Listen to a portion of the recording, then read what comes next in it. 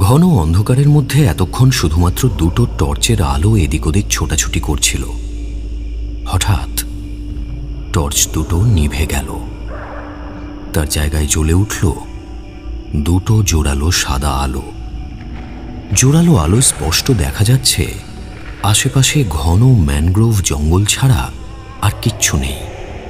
দুই ব্যক্তির মাথা কালো চাদরে ঢাকা, তাই কারো মুখ দেখা যাচ্ছে না। তবে তাদের হাতের কোদাল দুটো খুব ভালোভাবে নজরে পড়ছে। তারা দ্রুত মাটি কোপাতে শুরু করলো। বলছিলাম ভাই, এখানে বাঘ টাঘ আসবে না তো? আর এখানে যে মাল আছে সেটা তোকে কে বললো?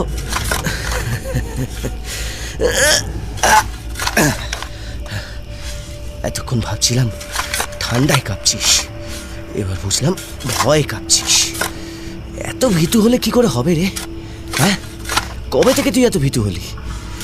কারো বলার দরকার নেই, আমি জানি তোকে। এই আবার বড় বড় গল্প দিচ্ছিস তুই? সুন্দরবনের মাঝামাঝি এমন একটা লোকজনবিহীন জায়গায় রাত 2:30টার সময় আসলে যে কারোরই ভয় লাগবে। কেন, তোর ভয় লাগছে না? আরে না রে বাবা, সত্যি আমি জানি এখানেই কোথাও জিনিসটা আছে। প্রথম দিকে লাগছিল, কিন্তু এখন আর লাগছে না। যে জিনিসটা খুঁজছি তা পেলে কি হবে সেটা একবার ভেবে দেখ। দেখবি সব ভয় এক ছুটে অনেক দূরে চলে যাবে। হ্যাঁ, চ।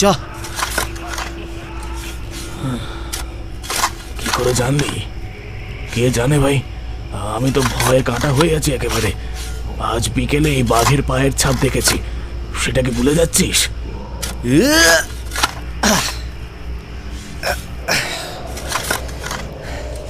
সব পরে বলবো, আপাতত হাত লাগা। জিনিসটা পেয়ে গেলে আজ রাতেই এখান থেকে কেটে পড়বো, আর যেতে যেতে তোকে সব বলবো।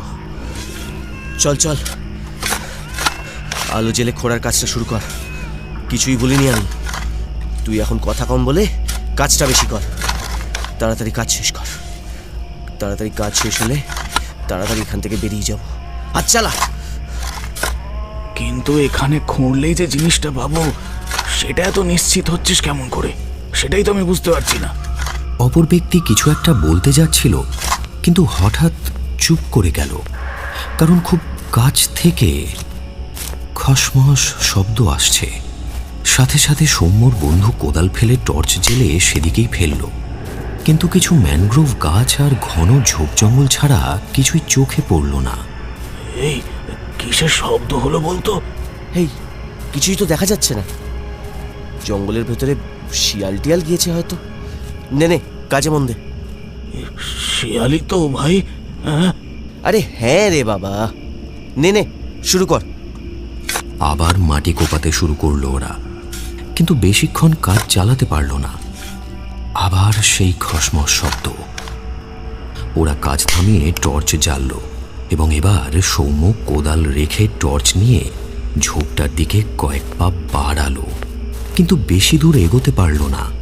ঝোপটার আড়াল থেকে ঘর ঘরে স্বরে জড়ানো কিছু কথা ভেসে এলো, যার ভাষা ওরা প্রথমটায় কিছুই বুঝতে পারল না, এবং যে এগোচ্ছিল সে থমকে দাঁড়িয়ে পড়ল। কে কে আছে ওখানে? বাইরে বেরিয়ে এসো। ঝোপের আড়াল থেকে কেউ বেরোলো না, তার পরিবর্তে আবারও সেই ভারী ঘরঘরে স্বরে কথা ভেসে এলো।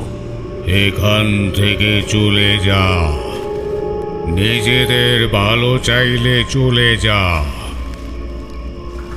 এবার কথাগুলোর ভাষা আর মানে দুটোই বুঝতে পারল ওরা। ভাষাটা পর্তুগিজ। তুমি কে? বাইরে এসো। এসব বলে আমাদের ভয় দেখানো যাবে না, সামনে এসো। কথা শেষ হওয়ার আগেই দুটো বড় মাপের পাথর জঙ্গলের ভেতর থেকে ছুটে এসে আঘাত করল মাটিতে বসানো জোরালো আলো দুটোয়। কাঁচ ভাঙার শব্দে ভরে গেল চারিদিক, এবং দুই টর্চধারী এবারে ভয় পেল। ফিরে আয় সৌম্য, আর এগোস না ভাই, ফিরে আয় ফিরে আয়। কিন্তু সামনের টর্চধারীর মাথায় যেন জেদ চেপে গেছে। সে চাদরের তলা থেকে একটা রিভলভার বের করে আনলো। আমি শেষবারের মতন বলছি, বাইরে এসো। নইলে গুলি চালাতে আমরা বাধ্য হব। নিজের ভালো চাইলে বাইরে এসো, সাবধান করছি, বেরিয়ে এসো। সে আবার ঝোপের দিকে এগিয়ে গেল।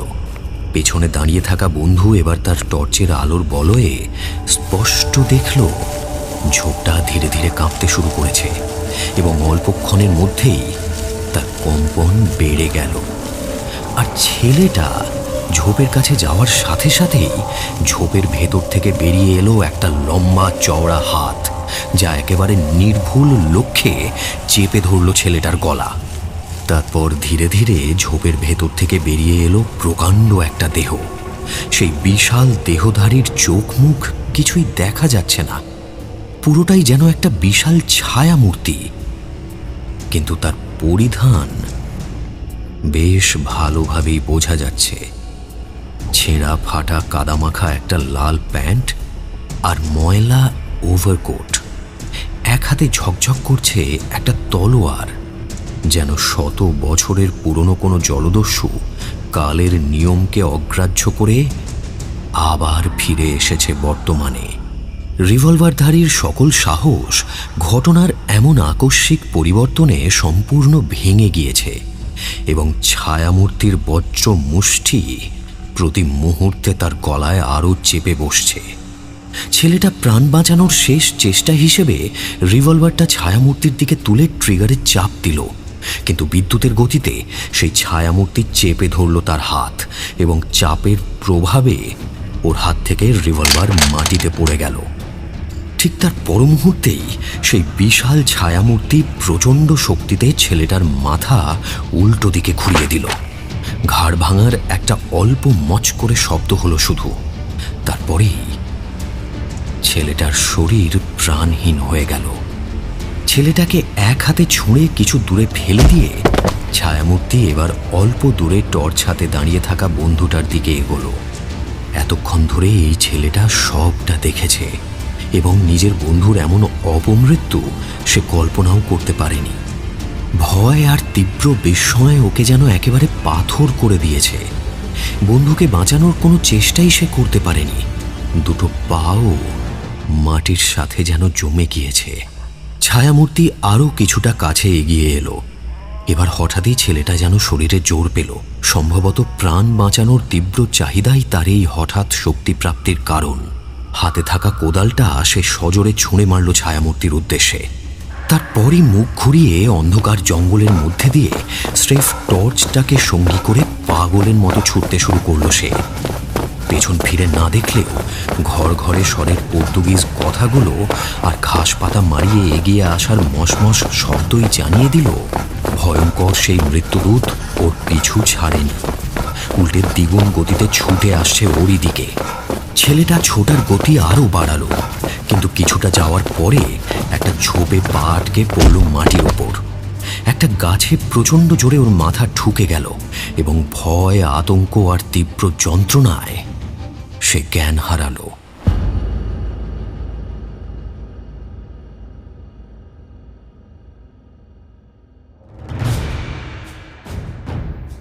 সুন্দরবনের গভীর অরণ্য, যেখানে নদী, জঙ্গল আর অন্ধকার মিলে তৈরি করেছে এক অনাবিষ্কৃত জগৎ।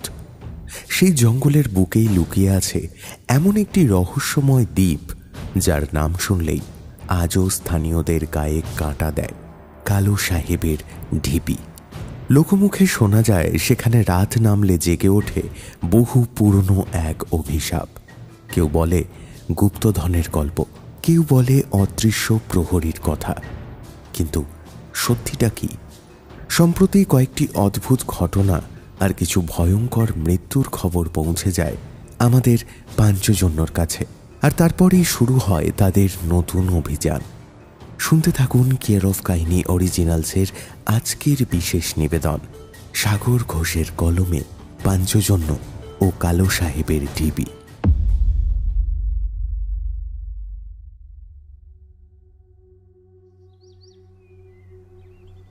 তাথই এবং তুন্নার বাড়ি।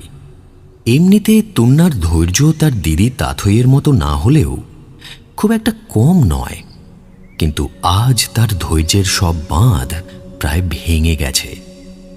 কারণটা হচ্ছেন ওদের মা। প্রায় প্রতিবারই কোনো অভিযানে যাওয়ার আগে মা একটু আধটু বাধা দেন, কিন্তু দুই মেয়ের মিষ্টি কথায় শেষমেশ ভুলেও যান। তবে এবার তিনি সম্পূর্ণ বেঁকে বসেছেন। রান্নাঘরের দরজায় হেলান দিয়ে দাঁড়িয়ে তুন্না তর্ক চালাচ্ছে, আর ডাইনিং টেবিলের পাশে গোমড়া মুখে বসে আছে তাথই। কিন্তু মা, আমরা গেলে সমস্যাটা কোথায়?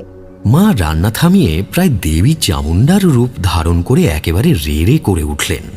মুখে মুখে তর্কটা দিন দিন বাড়ছে তুন্না। খুব সাবধানে কথা বল, পড়াশোনায় একটু মন দে। সারাক্ষণ এত ধিঙ্গিপানা করে বেড়ানো কিসের রে তোর? আমরা মোটেও ধিঙ্গিপোনা করে বেড়াই না মা, তুমি জানো আমরা কি করি। সেটাই তো বলছি, একটু ঘরের কাজ রান্না বান্না শিখলেও তো হয়। তা নয়, কি করছে না, রহস্য সমাধান। পৃথিবীর সব রহস্য সমাধানের দায়িত্ব যেন ওদেরই নিতে হবে। তাথই এতক্ষণ চুপ করে বসেছিল, এবার সে শান্ত গলায় মুখ খুলল। এটা কিন্তু তুমি ঠিক বলছো না মা। মেয়ে বলে যে শুধু রান্না বান্না করবে আর বাড়ির কাজ করবে তা তো নয় বলো, বিশেষ করে এই মডার্ন টাইমে। আচ্ছা, এখন মেয়েরা বিশ্বের কোন উন্নতি কার্যে অবদান রাখছে না? মানে ধরো সায়েন্টিস্ট থেকে শুরু করে পাইলট, অ্যাস্ট্রোনট, ডাক্তার, ইঞ্জিনিয়ার, কোন ফিল্ডে এখন মেয়েরা পিছিয়ে আছে? থাম, তোকে আর ফোড়ন কাটতে হবে না। চুপ করেছিলিস, চুপ করেই থাক। তোর আশকারাতেই তুন্নাটা আরো গোল্লায় যাচ্ছে। তোরও সাহস কম বাড়েনি। এবার আমি না বলেছি যখন, সেটা নাই থাকবে। কিন্তু মানিকদা, বাপনদা আর টুয়াদিও তো যাচ্ছে। মানিক আর বাপুন বেটা ছেলে, ওরা এসব করতেই পারে। কিন্তু কাল যদি তোদের একটা ভালো মন্দ কিছু হয়ে যায়, তাহলে কি হবে সেটা ভেবে দেখেছিস? দিন রাত সব দাগি আসামিদের পেছনে ছুটছিস। আমি তো মা, আমারও তো বুক কাঁপে নাকি? মায়ের গলা কান্নায় কেঁপে গেল, দু চোখের কোণায় জল জমল। তুন্না আর তাথই ছুটে গিয়ে জড়িয়ে ধরল মাকে। ওরা জানে ওদের মা খুব শক্ত মনের মানুষ, চট করে তিনি ভেঙে পড়েন না। মেয়েদের জীবনের নিরাপত্তার ভয়টাই আজ ওনার কান্না হয়ে প্রকাশ পাচ্ছে। মা, তুমি কেঁদো না। দেখো, তুমি যদি বলো তাহলে না হয় আমরা যাব না, কিন্তু মাথা ঠান্ডা করে একটা বার ভেবে দেখো, আমাদের কিন্তু আজ পর্যন্ত কোনো ক্ষতি হয়নি। আমরা পাঞ্চজন্য একসাথে থাকলে কেউ আমাদের কোনো ক্ষতি করতে পারবে না মা। বিপদ কখনো বলে আসে না তাথই। তাথই আর তুন্না একবার নিজেদের মধ্যে দৃষ্টি বিনিময় করল। ঠিক আছে মা, আমরা এবার আর ওদের সাথে যাব না। মা আর দুই মেয়ের কান্নাকাটির পর্ব আরও কিছুক্ষণ চলল। তাথই আর তুন্নার বাবা পাশের ঘরে বসে খবরের কাগজ পড়তে পড়তে সবটাই শুনলেন। মাঝে শুধু একবার অল্প মুখ চেপে হাসলেন, তারপর আবার কাগজেই মন দিলেন। পারিবারিক মান অভিমানের পালা মিটল। এবার আসল কথায় ফেরা যাক। জানুয়ারি মাসের কনকনে ঠান্ডা, তাই পাঞ্চজন্যের সব মিটিং এখন মানিকের স্টাডি রুমেই হয়। গতকাল সন্ধেবেলাতেও ওদের রহস্যভিত্তিক আলোচনা চলছিল। খবরের কাগজে প্রকাশিত সুন্দরবনের প্রত্যন্ত গ্রাম উদয়গঞ্জের একটা ঘটনা ওদের ভাবিয়ে তুলেছে। কালো সাহেবের ঢিবি নামের একটা ছোট দ্বীপে নাকি ভূতের উপদ্রব শুরু হয়েছে। স্থানীয়দের বিশ্বাস সন্ধ্যের পর সেখানে কেউ গেলে আর ফিরে আসে না, এবং সম্প্রতি সেই রহস্য উদ্ঘাটন করতে গিয়ে সাংবাদিক আকাশ দত্ত খুন হয়েছেন, এবং তার সঙ্গী অমিত গুহ সম্পূর্ণ পাগল হয়ে গেছেন। আমি বুঝতে পারছি না মানিক, যে তুই এই খবরটা এমন কি ভাববার মতো দেখছিস। আমার তো পুরো হাসি পাচ্ছে রে। এই আধুনিকতার সময় ভূতের উপদ্রব ভাবা যায়? আমি তো শিওর ওই রিপোর্টারকে কেউ বা কারা নিশ্চয়ই মার্ডার করেছে। আমি বাপনের সাথে সম্পূর্ণ একমত। ওসব জায়গায় উগ্রপন্থী আর অসামাজিক কাজের কোনো অভাব নেই। তেমনই কেউ ওকে খুন করে দিয়েছে। এই কথাটা কিন্তু আমিও তোদের সাথে একমত, কিন্তু আমি ভাবছি অন্য কথা। এই কি ভাবছিস তুই? দেখ, আমি ভাবছি যদি কেউ এই রিপোর্টারকে খুনই করে থাকে, তাহলে আরেকজনকে জ্যান্ত কেন ছেড়ে দিল? হতে পারে সেই লোকটা কোনো মতে পালাতে পেরেছিল। তাহলে এখন প্রশ্ন হচ্ছে, সে পাগল হয়ে গেল কিভাবে আর কেন? বাপন আরও একটা কিছু বলতে যাচ্ছিল, এমন সময় মানিকের মোবাইল বেজে উঠল। Unknown number. পাঞ্চজন্যকে এখন অনেকেই চেনে, সাহায্যও চায়। মানিক কলটা রিসিভ করল। হ্যালো, পাঞ্চজন্যর সঙ্গে কথা বলা যায়? হ্যাঁ বলছেন, আমি মানিক, দলেরই একজন। ও, আমি রজত ব্যানার্জি। আপনাদের সাথে একটু দরকার ছিল আমার। আসলে ব্যাপারটা সামনাসামনি বসে বলতে পারলে খুব ভালো হতো। বেশ তো, আপনি থাকেন কোথায়? আমাদের ঠিকানা কি জানা আছে আপনার? আমি টলিগঞ্জে থাকি। হ্যাঁ, ঠিকানাটা জানা আছে। বেশ, তাহলে চলে আসুন। কিন্তু বিষয়টা কি সেটা যদি একটু বলতেন। আজ সকালে নিউজ পেপারে একটা খবর বেরিয়েছে, আপনারা খেয়াল করেছেন কিনা জানি না। খবরটা হচ্ছে সুন্দরবনের উদয়গঞ্জ নামের একটা গ্রামের। আচ্ছা, কালো সাহেবের ঢিবির কথা বলছেন তো? হ্যাঁ, আপনারা দেখেছেন? হ্যাঁ দেখেছি। আর অদ্ভুত ব্যাপার হলো, আমরা সেই নিয়েই আলোচনা করছিলাম। যাকে আপনি যত তাড়াতাড়ি পারেন চলে আসুন, সামনাসামনি কথা হবে।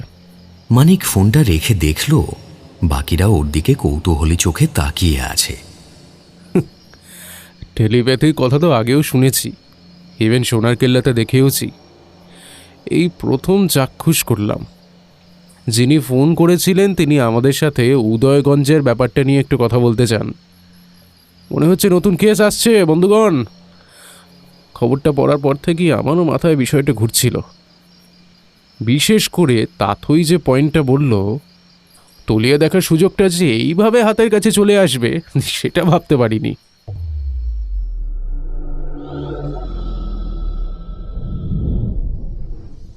ঘণ্টা দেড়েকের মধ্যেই রজত ব্যানার্জি চলে এলেন।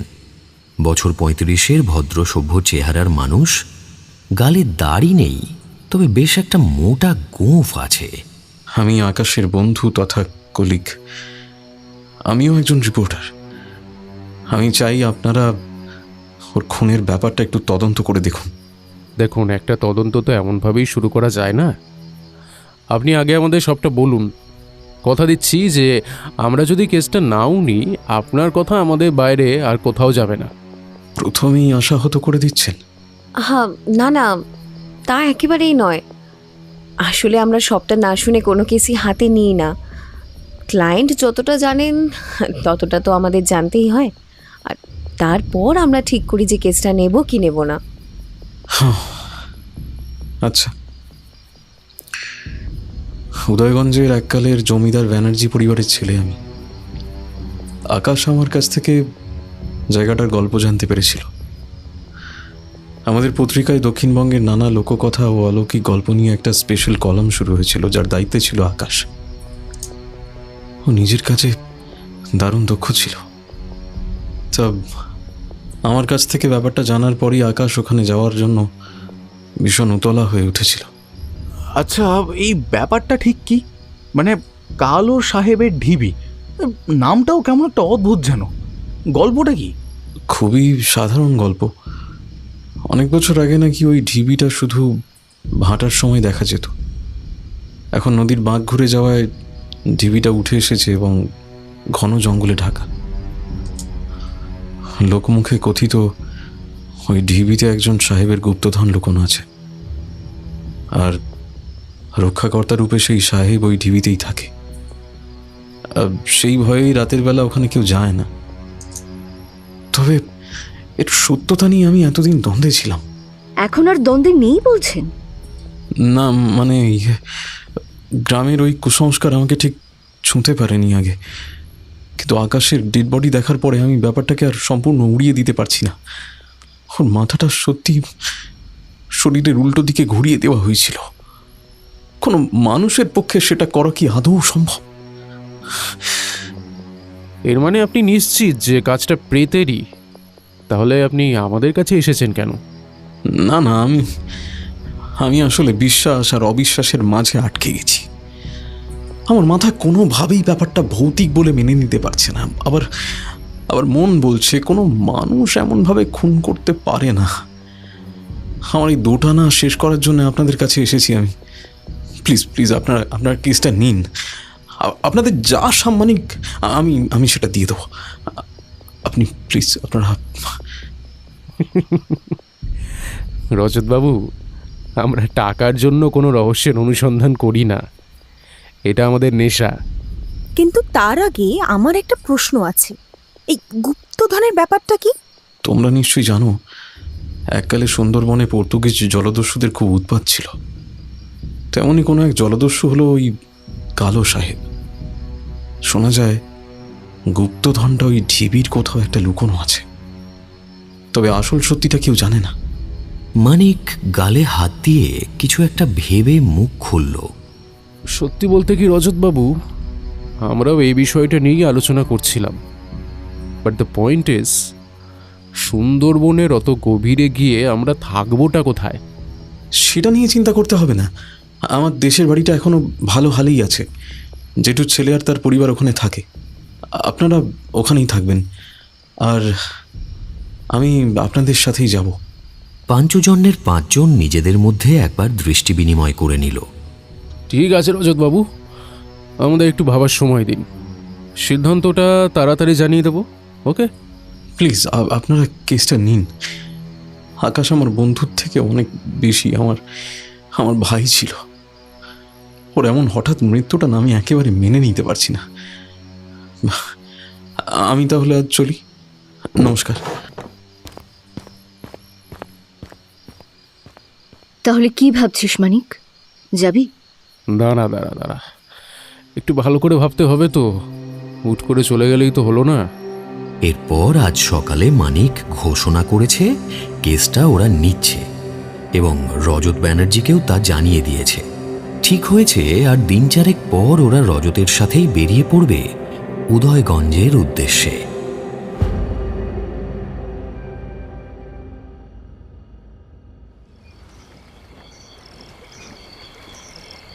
দিনের আলো নিভে গেছে ঘণ্টাখানেক আগে। মাতারা লঞ্চে থাকা 5 জন জেলেই সুন্দরবনের আদিম অক্ষুণ্ণ অন্ধকারের সাথে পরিচিত। এদের সর্দার মঙ্গল এখন গলা পর্যন্ত দেশি মদ গিলে বসে আছে, যার ফলে ওর আর কোনো তালজ্ঞান নেই। আরে কানাই, লঞ্চের মুখটা ওদিকে ঘোরা। কথাটা শুনে কানাইয়ের বুক কেঁপে উঠল। কিন্তু সর্দার, ওদিকে তো কালো সাহেবের ডিপি আছে, তাতে কি হয়েছে রে বেটা? তোকে যা কইতেছি কর। কিন্তু সর্দার, এখন কি হচ্ছে সেসব তো জানো, তারপরেও হরে শালা, তারপরেও আমি ওদিকেই যেতে কইতেছি। আমরা 5 জন মুষ্কুণ্ড পুরুষ মানুষ আছি। আজ দেখি শালা কোন সাহেবের ভূত আসে। বাকি 4 জন অতটাও নেশা করেনি, তাই কালো সাহেবের ঢিবির আশেপাশে পাওয়া বিভৎস মৃতদেহগুলোর কথা ভেবে তারা ভয়ে কাঁটা হয়ে আছে। সর্দার, আজ আর ওদিকে গিয়ে কাজ নেই, চলো ফিরে যাই। মাছও তো অনেক কাজ পাওয়া গেছে। চুপ কর, তোকে যেতে কইতেছি, তুই চল। সর্দার আমি, যা কইব তাই হবে। তুই কি জানিস না এই সময় ওখানে অনেক মাছ থাকে, আর কোন শালা ভূত আসে আমিও আজ দেখি। দলের আরেকজনের নাম আনোয়ার। সে এবার মুখ খুলল। সর্দার, কইছিলাম কানাইয়ের কথা কানা শুনে নাও, কাল না হয় এসা যাবে। আজ তো সাথে মশালো আনা হয়নি, অন্ধকারে ডোনা কাটা এসে গেলে কি হবে? আমি আজ দেখব, তাইলে আসুক, দেখি আজ কার জোর বেশি। এই কানাই, চল ওদিকে, নইলে তোরেই আজ আগে খুন করব। চল ওদিকে। কানাই জানে মঙ্গল নেশা করে খুনও করতে পারে, তাই একান্ত বাধ্য হয়েই লঞ্চের মুখ ঘোরালো কালো সাহেবের ঢিবির দিকে। সরু খালের মুখের কাছে লঞ্চটা এলে মঙ্গল নির্দেশ দিল, ঢিবির কাছে চল, আজ দেখি কোন সাহেবের ভূত ওখানে আছে। শালাকে মেরে আজ আবার ভূত বানিয়ে দেব। চল। এই কথা শুনে সকলে আঁতকে উঠল এবং তাকে বোঝানোর চেষ্টা করলো, কিন্তু মঙ্গল একটা দা তুলে সকলকে শাসিয়ে বলল, যদি তোরা আজ না যাস তাহলে আজ আবার হাতেই সব কটা মরবি, এই কথা কান পেতে শুনে রাখ। অগত্যা সকলে বাধ্য হয়ে লঞ্চ থেকে নামলো। গোটা তিনেক টর্চ, দা আর লাঠি নিয়ে নেমে পড়ল সবাই। মঙ্গল বুক চিতিয়ে আগে আগে এগিয়ে চলল। বাকিরা ভয়ে কাঁপতে কাঁপতে এদিক ওদিক সতর্ক দৃষ্টি রেখে তাকে অনুসরণ করতে লাগলো। আজ তেমন হলে এখানেই রাত কাটাবো, সব শালার মুখে ঝামা ঘষে দেব, আর ওই শালা বুড়ো পুরুতের সব ভবিষ্যৎবাণী একেবারে ভেঙে গুড়িয়ে। মঙ্গল কথা বলতে বলতেই এগিয়ে যাচ্ছিল, হঠাৎ জঙ্গলের গাছপালার ফাঁক ফুটো দিয়ে আলোর রেখা দেখতে পেল সে। এই থাম থাম থাম, সামনে আগুন জ্বলতেছে মনে হচ্ছে, থাম। বাকিরাও অবাক হয়ে দেখল গাছপালার ফাঁক দিয়ে হলুদ আলোর একটা রেখা আসছে। এই তো রাতে এখানে আগুন জ্বলতেছে, কারা আছে? চল তো দেখি। অল্পক্ষণ ভেবে বাকিরা মঙ্গলের পেছন পেছন এগিয়ে চলল, কিন্তু ওরা কেউই টের পেল না ওদের ঠিক পেছনে ঘন অন্ধকারে শরীর মিশিয়ে একেবারে নিঃশব্দে আরও কেউ এগিয়ে চলেছে। হঠাৎ সামনের আলোটা নিভে গেল, আর ঠিক একই সাথে দলের একেবারে শেষে থাকা আনোয়ারের একটা চিৎকার শোনা গেল। একসাথে তিনটে টর্চের আলোয় ওরা দেখল আনোয়ারের গলা চেপে ধরেছে প্রকাণ্ড এক কালো ছায়ামূর্তি। পরনের পোশাক আগেকার জলদস্যুদের মতো ময়লা। অদ্ভুত। সকলে মিলে তেড়ে গেল ছায়ামূর্তিটার দিকে, কিন্তু সে আরও জোরে আনোয়ারের গলাটা চেপে ধরে সজোরে অন্যদিকে ঘুরিয়ে দিল। মট করে একটা শব্দ করে ওর ঘাড় ভেঙে গেল, এবং পরক্ষণেই সেই ছায়ামূর্তি প্রচণ্ড গর্জন করতে করতে ছুটে এলো বাকিদের দিকে। মঙ্গল বাদে সকলেই থমকে দাঁড়িয়ে পড়ল। মঙ্গলের মাথায় তখন আগুন জ্বলছে। ওর এখন একটাই লক্ষ্য, প্রতিশোধ। কিন্তু তাকেও সেই ছায়ামূর্তি এক হাতেই গলার টুঁটি ধরে ওপরের দিকে টেনে তুলল, এবং পরমুহূর্তেই সজোরে আছাড় মারল মাটির ওপর। তীক্ষ্ণ শিকড়গুলো মঙ্গলের বুক, পেট এফোঁড় ওফোঁড় করে দিল। কয়েকবার কেঁপে একেবারে স্থির হয়ে গেল মঙ্গলের দেহ। এই দৃশ্য দেখার পর বাকি তিনজনের অবশিষ্ট সকল সাহস উবে গেল। তারা পাগলের মতো জঙ্গলের মধ্যে দিয়ে ছুটতে শুরু করল। কানাই দেখল সেই মৃত্যুদূত প্রচণ্ড গর্জন করে ওদের পেছনে তেড়ে আসছে। পাগলের মতো তালজ্ঞানহীন হয়ে অন্ধকারের মধ্যে দিয়ে ছুটেই চলল কানাই। কিন্তু কিছুক্ষণ ছোটার পর ওর মাথাটা দারুণ ভারী হয়ে এলো। শরীরের সকল জোর কোথায় যেন হারিয়ে গেল। ধূপ করে মাটির ওপর পড়ে গেল সে। চৈতন্য সম্পূর্ণ লোপ পাওয়ার আগে খুব কাছ থেকে আর একবার সেই প্রকাণ্ড দেহধারী ছায়ামূর্তির বুক কাঁপানো গর্জন শুনতে পেল।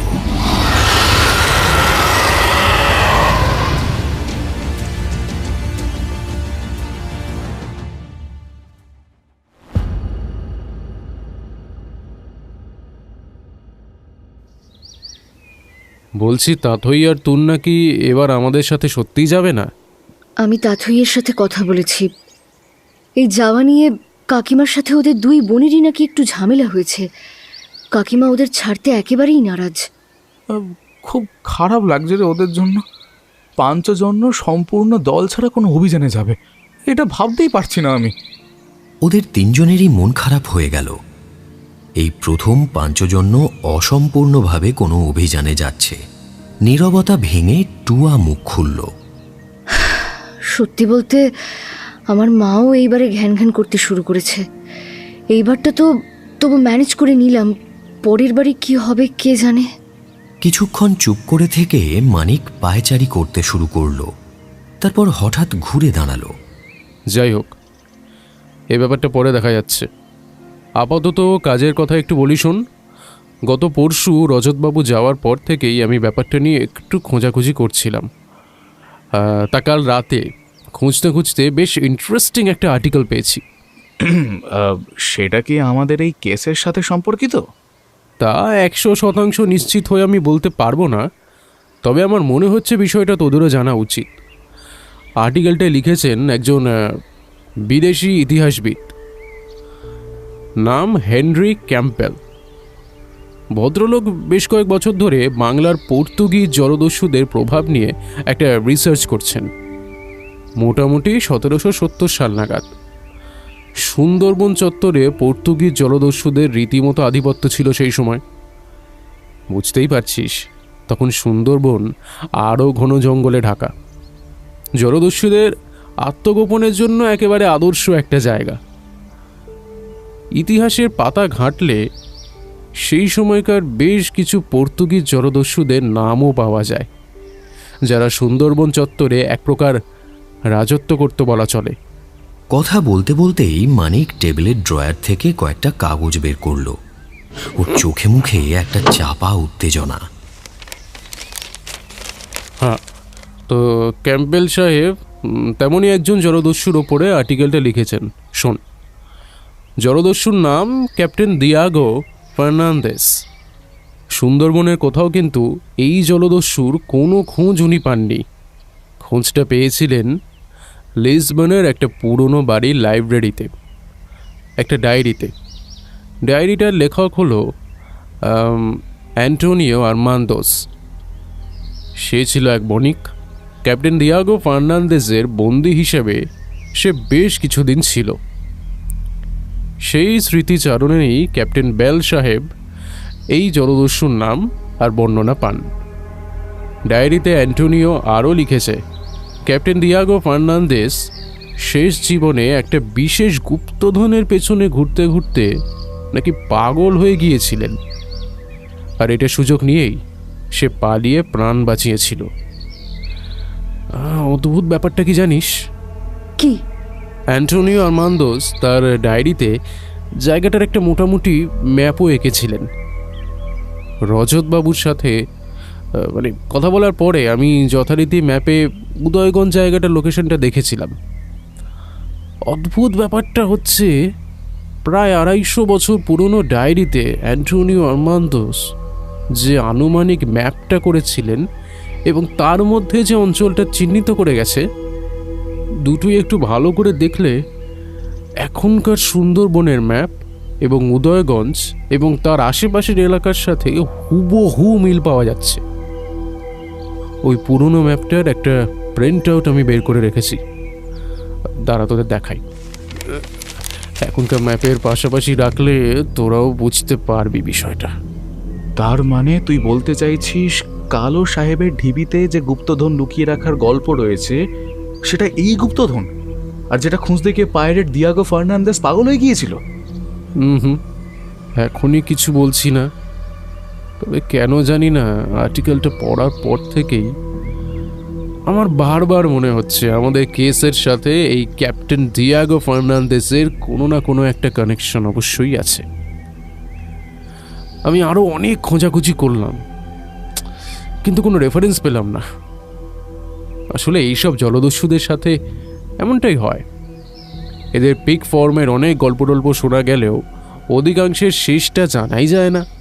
কিন্তু এমন গুপ্তধনের তো অনেক গল্পই শোনা যায়, সব কি আর সত্যি থাকে? আমার তো এখনো মনে হচ্ছে খুনগুলোর সাথে কোনো স্মাগলিং গ্যাং বা জঙ্গিদের কোনো কানেকশন আছে। হ্যাঁ, তাও হতে পারে। বিষয়টা ওখানে গিয়ে তবেই ক্লিয়ার হবে। এই তাহলে কালই আমরা বেরোচ্ছি তো? হ্যাঁ, সে তো বটেই, কালই বেরোচ্ছি। সকাল 9টার মধ্যে রজতবাবু চলে আসবেন। আচ্ছা, তাতই আর তুন্না জানে তো যে কাল কখন বেরোচ্ছি? টুয়া আর বাপন একবার নিজেদের মধ্যে দৃষ্টি বিনিময় করল। দুজনের ঠোঁটের কোণেই মুচকি হাসি খেলে গেল। ওরা দুজনেই জানে তাতই যে যাবে না, এটা মানিক কোনোভাবেই মেনে নিতে পারছে না, কিন্তু সেটা মুখেও প্রকাশ করতে চাইছে না। হ্যাঁ, আমি তাথইকে সব জানিয়েছি। তুই বললে আমি আরেকবার কাকিমার সাথে কথা বলতে পারি। বলবো? আজকে বিকেলে আরেকবার গিয়ে দেখ, যদি কিছু করতে পারিস। যাই হোক, আচ্ছা আমি এবারে যাই, আর একটু পড়াশোনা করে দেখি, যদি আরও কিছু জানা যায়। দেখ, যতটা প্রস্তুত হওয়া যায় ততই ভালো। মানিক নিজের ঘর থেকে বেরিয়ে গেল। বাপন এবার নিচু স্বরে টুয়াকে জিজ্ঞেস করল, কি করা যায় বলতো টুয়া? তাথই আর তুন্নাকে কি কোনোভাবেই নিয়ে যাওয়া যাবে না? সেটাই তো ভাবছি রে। এদিকে আমাদের মানিকটাও ভেতরে ভেতরে দেবদাস হয়ে যাচ্ছে, খুব খারাপ লাগছে রে। বিকেলে একবার যাব, এখনো ব্রহ্মাস্ত্রটা প্রয়োগ করা বাকি আছে, বুঝলি? ব্রহ্মাস্ত্রটা আবার কি? তুই না মোটা, শুধু খেতেই পারিস, বুদ্ধি বলে কিচ্ছু নেই। কাকুর সাথে একবার কথা বলতে হবে, এখন একমাত্র উনিই কাকিমাকে রাজি করাতে পারেন। পরের দিন একদম ঠিক সময় মতোই রজত চলে এলেন। মানিক, বাপন আর টুয়া তৈরিই ছিল। ওরা যথারীতি গাড়িতে নিজেদের লাগেজ তুলতে শুরু করল। রজত অবাক হয়ে জিজ্ঞেস করলেন, তোমরা তিনজন কেন? বাকি দুজন কোথায়? আসলে রজতবাবু, ওদের বাড়িতে একটু সমস্যা হয়েছে, তাই ওরা এবার আর আমাদের সাথে যে... কথাটা টুয়া আর শেষ করতে পারল না। তার কারণ পেছন থেকে একটা অতি পরিচিত কণ্ঠস্বর ভেসে এলো ঠিক সেই সময়। আরে দাঁড়াও, উফ দাঁড়াও, আমরাও আসছি। মানিক, টুয়া আর বাপন একসঙ্গে পেছন ফিরে দেখল তুন্না আর তাথই হাসি মুখে ওদের দিকেই এগিয়ে আসছে। দুজনের হাতেই একটা করে ব্যাগ, আর সাথে আছেন ওদের বাবা। তাথই আর তুন্নার মুখে আনন্দের ছাপ সুস্পষ্ট। এর অর্থ বুঝতে কারো কোনো সমস্যাই হলো না। ওরা যাচ্ছে। ওদের দেখে পাঞ্চজন্যের বাকিদের মুখেও হাসি ফুটল। কাকিমা তো একদমই রাজি ছিলেন না, তাহলে এই ম্যাজিকটা হলো কেমন করে? এই যে এই ম্যাজিশিয়ানই কাজটা করেছেন। হ্যাঁ, কাল রাত পর্যন্ত মা কোনোভাবেই রাজি হচ্ছিল না, কিন্তু আজ সকালে বাপির সাথে মিনিটখানেক কথা বলেই রাজি হয়ে গেল। বাপি যে ঠিক কী ম্যাজিক করেছে সেটা বাপিই জানে, আমরা কিন্তু কিছু জানি না। টুয়া এবার তাথই আর তুন্নার বাবার দিকে তাকালো এবং সকলের চোখ এড়িয়ে অল্প হাসল। ভদ্রলোক সাইবার সেলের একজন অফিসার, দারুণ সাহসী আর মুক্ত চিন্তার মানুষ। একই সাথে কথার জাদুতেও পারদর্শী। কোন মানুষকে কোন সময় ঠিক কোন কথাটা বললে কাজ হবে সেটা উনি খুব ভালো করেই বোঝেন। গতকাল টুয়া তাথইদের ফ্ল্যাট থেকে বেরিয়েই ওকে ফোন করেছিল।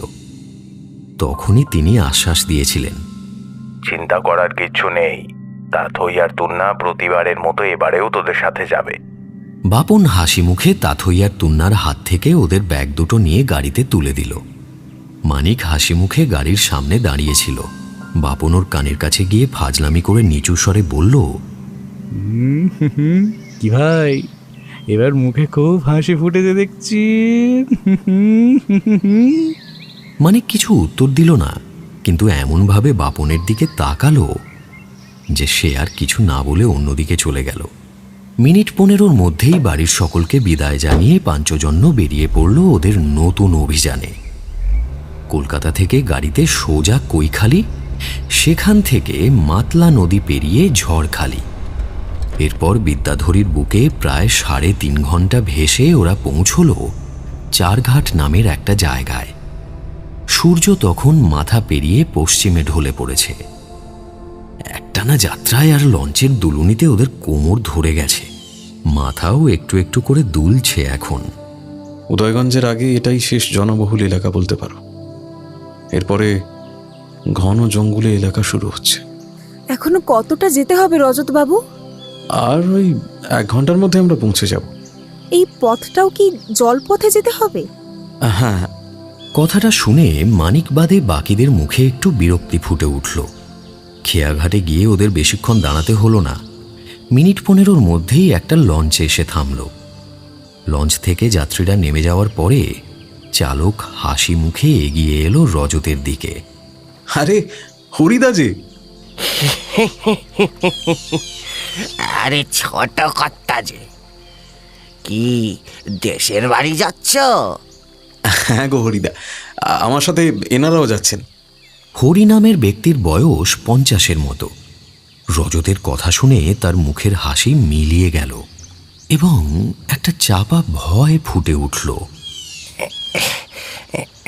গায়ের এখন কি অবস্থা সে তো তুমি জানো ছোট কর্তা। এখন বন্ধুদের নিয়ে এখানে আসাটা কি তোমার ঠিক হচ্ছে? মানিকরা রজতের ঠিক পেছনেই দাঁড়িয়ে, তাই কথাগুলো শুনতে ওদের কোনো সমস্যাই হলো না। ওরা নিজেদের মধ্যে কয়েকবার দৃষ্টি বিনিময় করে নিল শুধু।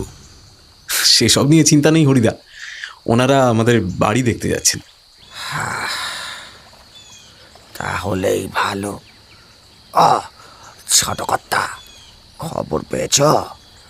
মঙ্গল আর তার দলবল, তাদের সবাই মিলে কালো সাহেবের ডিবিতে কাল রাতে গেছিল। সব কটা মরেছে। কি বলছো হরিদা? ওসব জেনেও কেন গেছিলে ওদিকে? মাতালের কাজ গো ছোট কর্তা। আর জানোই তো, পেটে মদ পড়লে ওর মাথা কাজ করে না। ওই দলের সব কটাও তো তেমনি। মদ গিলেই গেছিল মনে হয়। কেউ বেঁচে নেই? না গো ছোট কর্তা, সব কটা মরেছে। মরদেহগুলো দেখলে তোমার গা একেবারে শিউরে উঠবে গো। কালা সাহেবের প্রেত খেপেছে গো, আর মনে হয় রক্ষে নেই। এবার সবাইকে মারবে, সবাইকে মারবে। রজত কিছুক্ষণ চুপ করে রইলেন, তারপর কথা বদলে জিজ্ঞাসা করলেন, যাই হোক, তুমি কি এখন গ্রামের দিকে যাবে? হ্যাঁ গো, এখন তাড়াতাড়ি ঘরে ফিরি। চলো তোমাদের নিয়ে যাই গো, নিয়ে যাই। সবাই লঞ্চে উঠে পড়ল। লঞ্চ ছাড়তেই আকাশে বেশ কিছু পাখি দেখতে পেয়ে মানিকের মনে পড়ে গেল ওদের প্রিয় পোষ্য পাশার কথা। অসুস্থতার কারণে তাকে এবার আনা যায়নি। মানিক মোবাইল বের করে দেখল নেটওয়ার্কের একটাও দাগ নেই। বাধ্য হয়েই ফোনটা পকেটে ঢোকালো সে। শীতের ছোটবেলা লঞ্চ যখন উদয়গঞ্জের খেয়াঘাটে থামল, তখন পশ্চিম আকাশ লালচে থেকে বেশ পাংশুটে হয়ে গেছে। ঘাটে নেমে রজত ভাড়া দিতে চাইলেন, কিন্তু হরিদা নিল না। আমার তো খুব খিদে পেয়েছে, না আর হাঁটতে পারছি না আমি। ওই ভুক্কারটা আবার শুরু করলো, শুধু খাই খাই আর খাই। ওরা সকলেই হেসে উঠল, শুধু বাপন বোকা বোকা মুখ করে দাঁড়িয়ে রইল। না না, এতে হাসার কিছু নেই। সে কখন খাওয়া হয়েছে, খিদে পাওয়াটাই তো স্বাভাবিক। আমার বাড়ি কাছেই, মিনিট 5 হাঁটা পথ। চলুন। না না, ওদের খিদে তেষ্টা নেই, ওরা এলিয়েন কি না। চলুন তো রজত বাবু, আমার পেটের ভেতর ছুঁচো ইঁদুরের সাথে মনে হয় কয়েকটা ডাইনোসরও ডন দিচ্ছি। প্লিজ চলুন চলুন। কারেন্টের ব্যবস্থা নেই, তবু অন্ধকারেই রজতের পুরনো বিশাল বাড়িটা বুঝতে ওদের কোনো সমস্যা হলো না। হাত মুখ ধুয়ে বসতেই গাল ভরা খাবার, গাওয়া ঘিয়ে ভাজা লুচি আর বেগুন ভাজা চলে এলো। রাতের খাওয়া দাওয়ার আগে রজতের দাদা সুরজ ব্যানার্জি এবং ওর বৌদি জয়ন্তীর সাথে আলাপ হলো ওদের। তারপর যে যার ঘরে চলে গেল। নিজের ঘরে ঢোকার আগে তাথই মানিককে দাঁড় করালো। এই জায়গাটা কেমন যেন গা ছমছম করছে, তাই না? আসলে জায়গাটা খুব অন্ধকার তো, তাই তোর এরকম মনে হচ্ছে। তেমন কিছুই নেই দেখতে গেলে। যা গিয়ে ঘুমিয়ে পড়, সারাদিন জার্নির ধাক্কা আছে, জানিসই তো। দুর্বল মস্তিষ্ক, ভয়ের আঁতুর ঘর। Good night. মানিক চলেই যাচ্ছিল, তাথই হঠাৎ ডেকে লাজুক স্বরে জিজ্ঞাসা করল, আচ্ছা মানিক, আমাকে আর তুন্নাকে যে মা ছাড়লো, তুই খুশি হোসনি? মানিক অল্পক্ষণ তাথইয়ের দিকে চেয়ে রইল। বারান্দায় দুটো মাত্র হ্যারিকেন জ্বলছে। সেই অল্প আলোতেও তাথইয়ের মুখটা স্পষ্ট দেখা যাচ্ছে। ওর চোখ বলে দিচ্ছে এই কথার আড়ালে ও অন্য কিছু বলতে চাইছে। খুব খুশি হয়েছি, আর সেটা কি মুখে প্রকাশ না করলে বোঝানো যায় না। হ্যারিকেনের আলোতেই দেখা গেল তাথইয়ের ফর্সা মুখ লজ্জায় লাল হয়ে গেল। যা আগে ঘুমো এবার, কাল সকালে ভাবছি গ্রামটা একবার ঘুরে দেখব। এখানকার লোকজনের সাথে একটু কথা বলা দরকার। Good night. তাথই নিজের ঘরে ঢুকে গেল। মানিকও নিজের ঘরে গিয়ে দরজা দিল।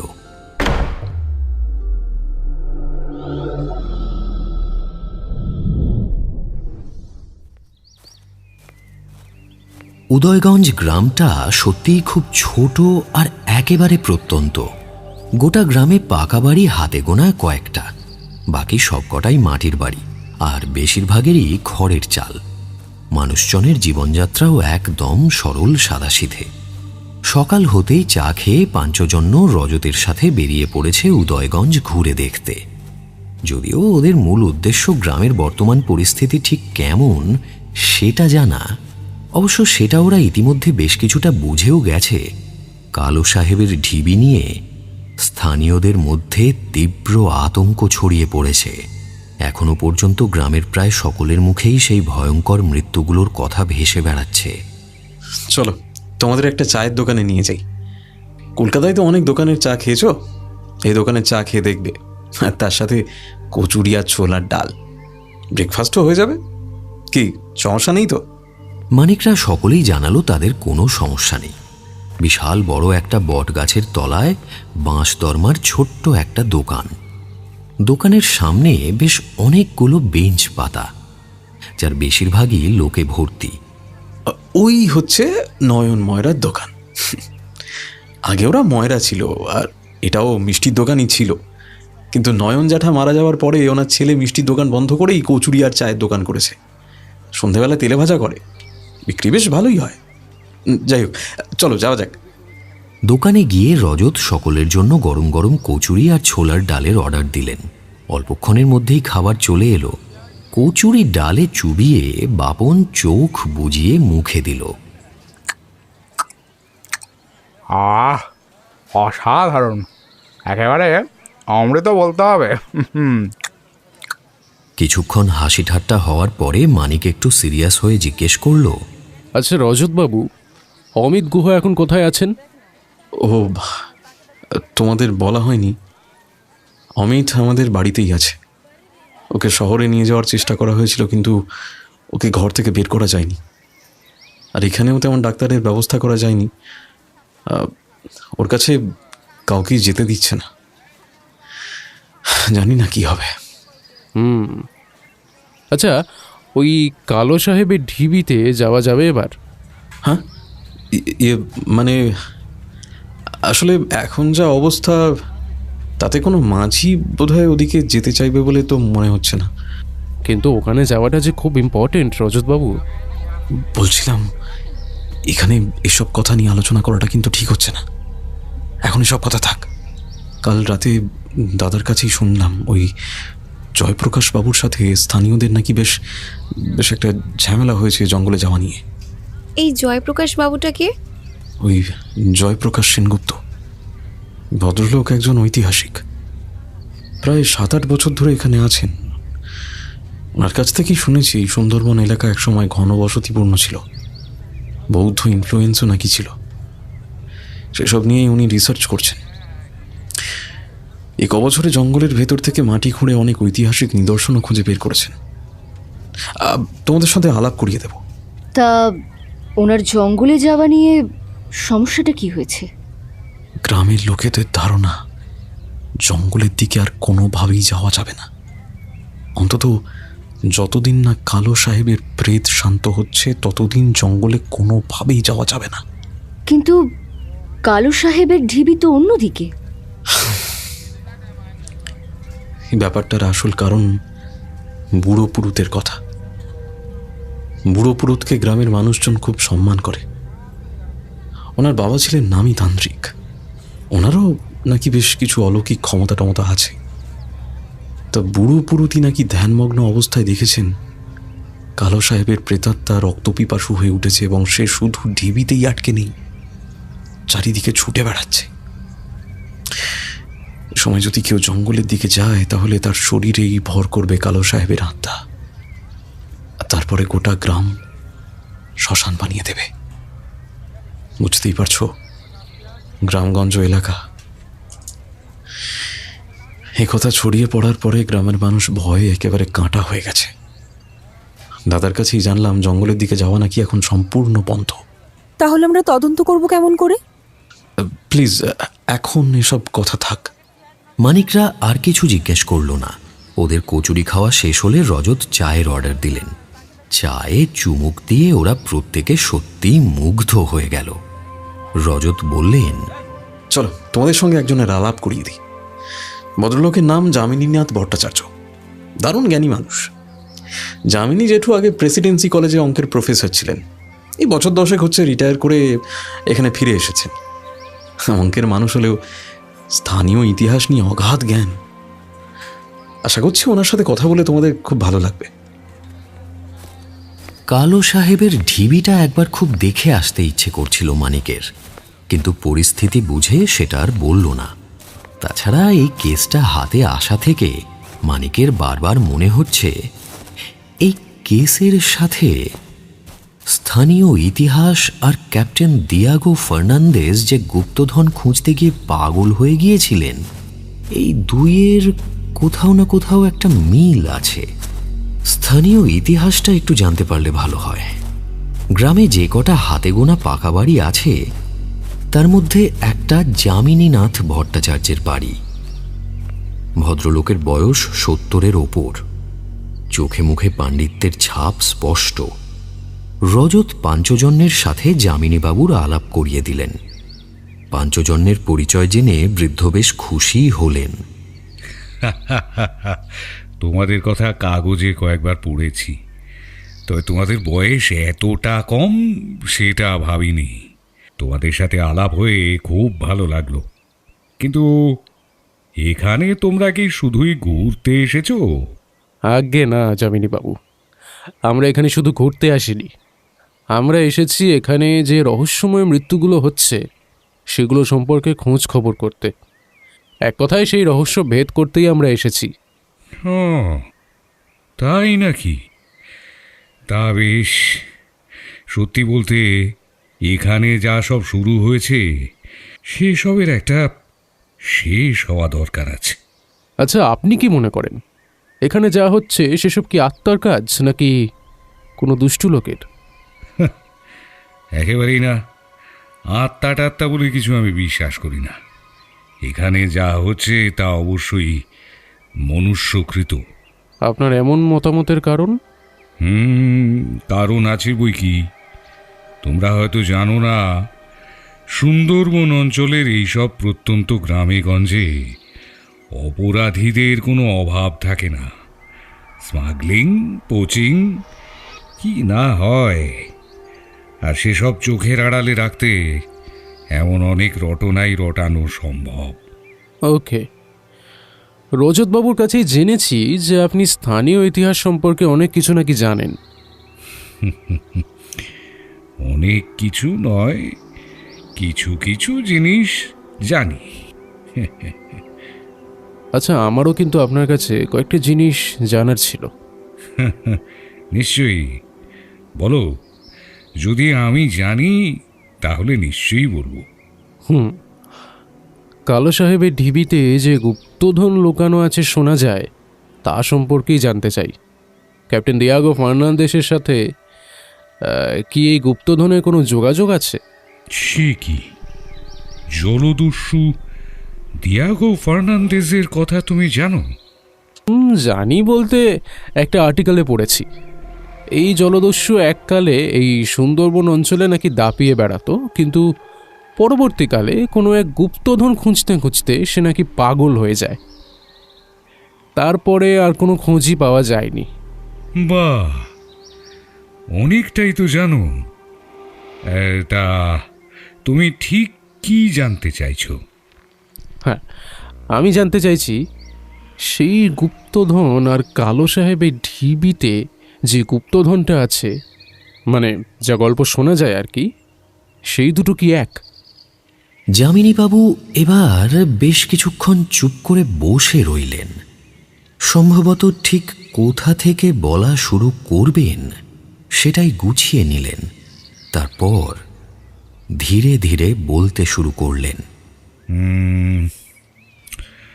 হ্যাঁ, তোমার সন্দেহই ঠিক। কালো সাহেবের ঢিবিতে যে গুপ্তধন লুকানো আছে, সেই গুপ্তধন খুঁজতে গিয়েই ক্যাপ্টেন ডিয়াগো ফার্নান্ডেজের শেষ জীবনটুকু চলে যায়। এই তথ্য আমি এই অঞ্চলের নানা পুরনো নথি ও কিছু বিবরণে পেয়েছি। যদিও কোথাও এই সম্পূর্ণ কাহিনী বলা হয়নি, তবু এদিক ওদিক থেকে তথ্য জুড়ে জুড়ে যেটুকু জানতে পেরেছি বলছি, শোনো। আনুমানিক 1696 থেকে 1704 সাল পর্যন্ত ক্যাপ্টেন ডিয়াগো ফার্নান্ডেজের আধিপত্য ছিল এই তল্লাটে। মুঘল প্রশাসনের নজর তখন এদিকে একেবারেই ছিল না, আর সেই সুযোগটাই নিয়েছিল ডিয়াগো। ঘন জঙ্গলকে ঢাল বানিয়ে এদিক থেকে যেসব বাণিজ্যিক জাহাজ যেত সেসব লুটপাট করত। বিশাল সম্পদ বানিয়েছিল সে। তা আন্দাজ 1700 সাল নাগাদ ডিয়াগোর দস্যু দল এক বড় ব্রিটিশ বণিকদের একটা বহর লুট করে, আর তারপরে সিদ্ধান্ত নেয় সেই লুটের সকল সম্পদই দেশে পাঠাবে। কিন্তু দলের বাকিরা এতে স্বাভাবিকভাবেই অসম্মতি জানায়। তার কারণ সম্পদ লুট করতে তারাও তো সাহায্য করেছে, সুতরাং ওই সোনাদানায় তাদেরও সমান ভাগ আছে। কিন্তু ডিয়াগো ছিল একেবারে অন্য ধাঁচের মানুষ, বুঝলে। সে একবার যা ঠিক করত সেটাই করত, কারো কথা শুনত না। আর যদি কেউ বাধা দিত তাহলে তাকে মেরে জলে ভাসিয়ে দিত।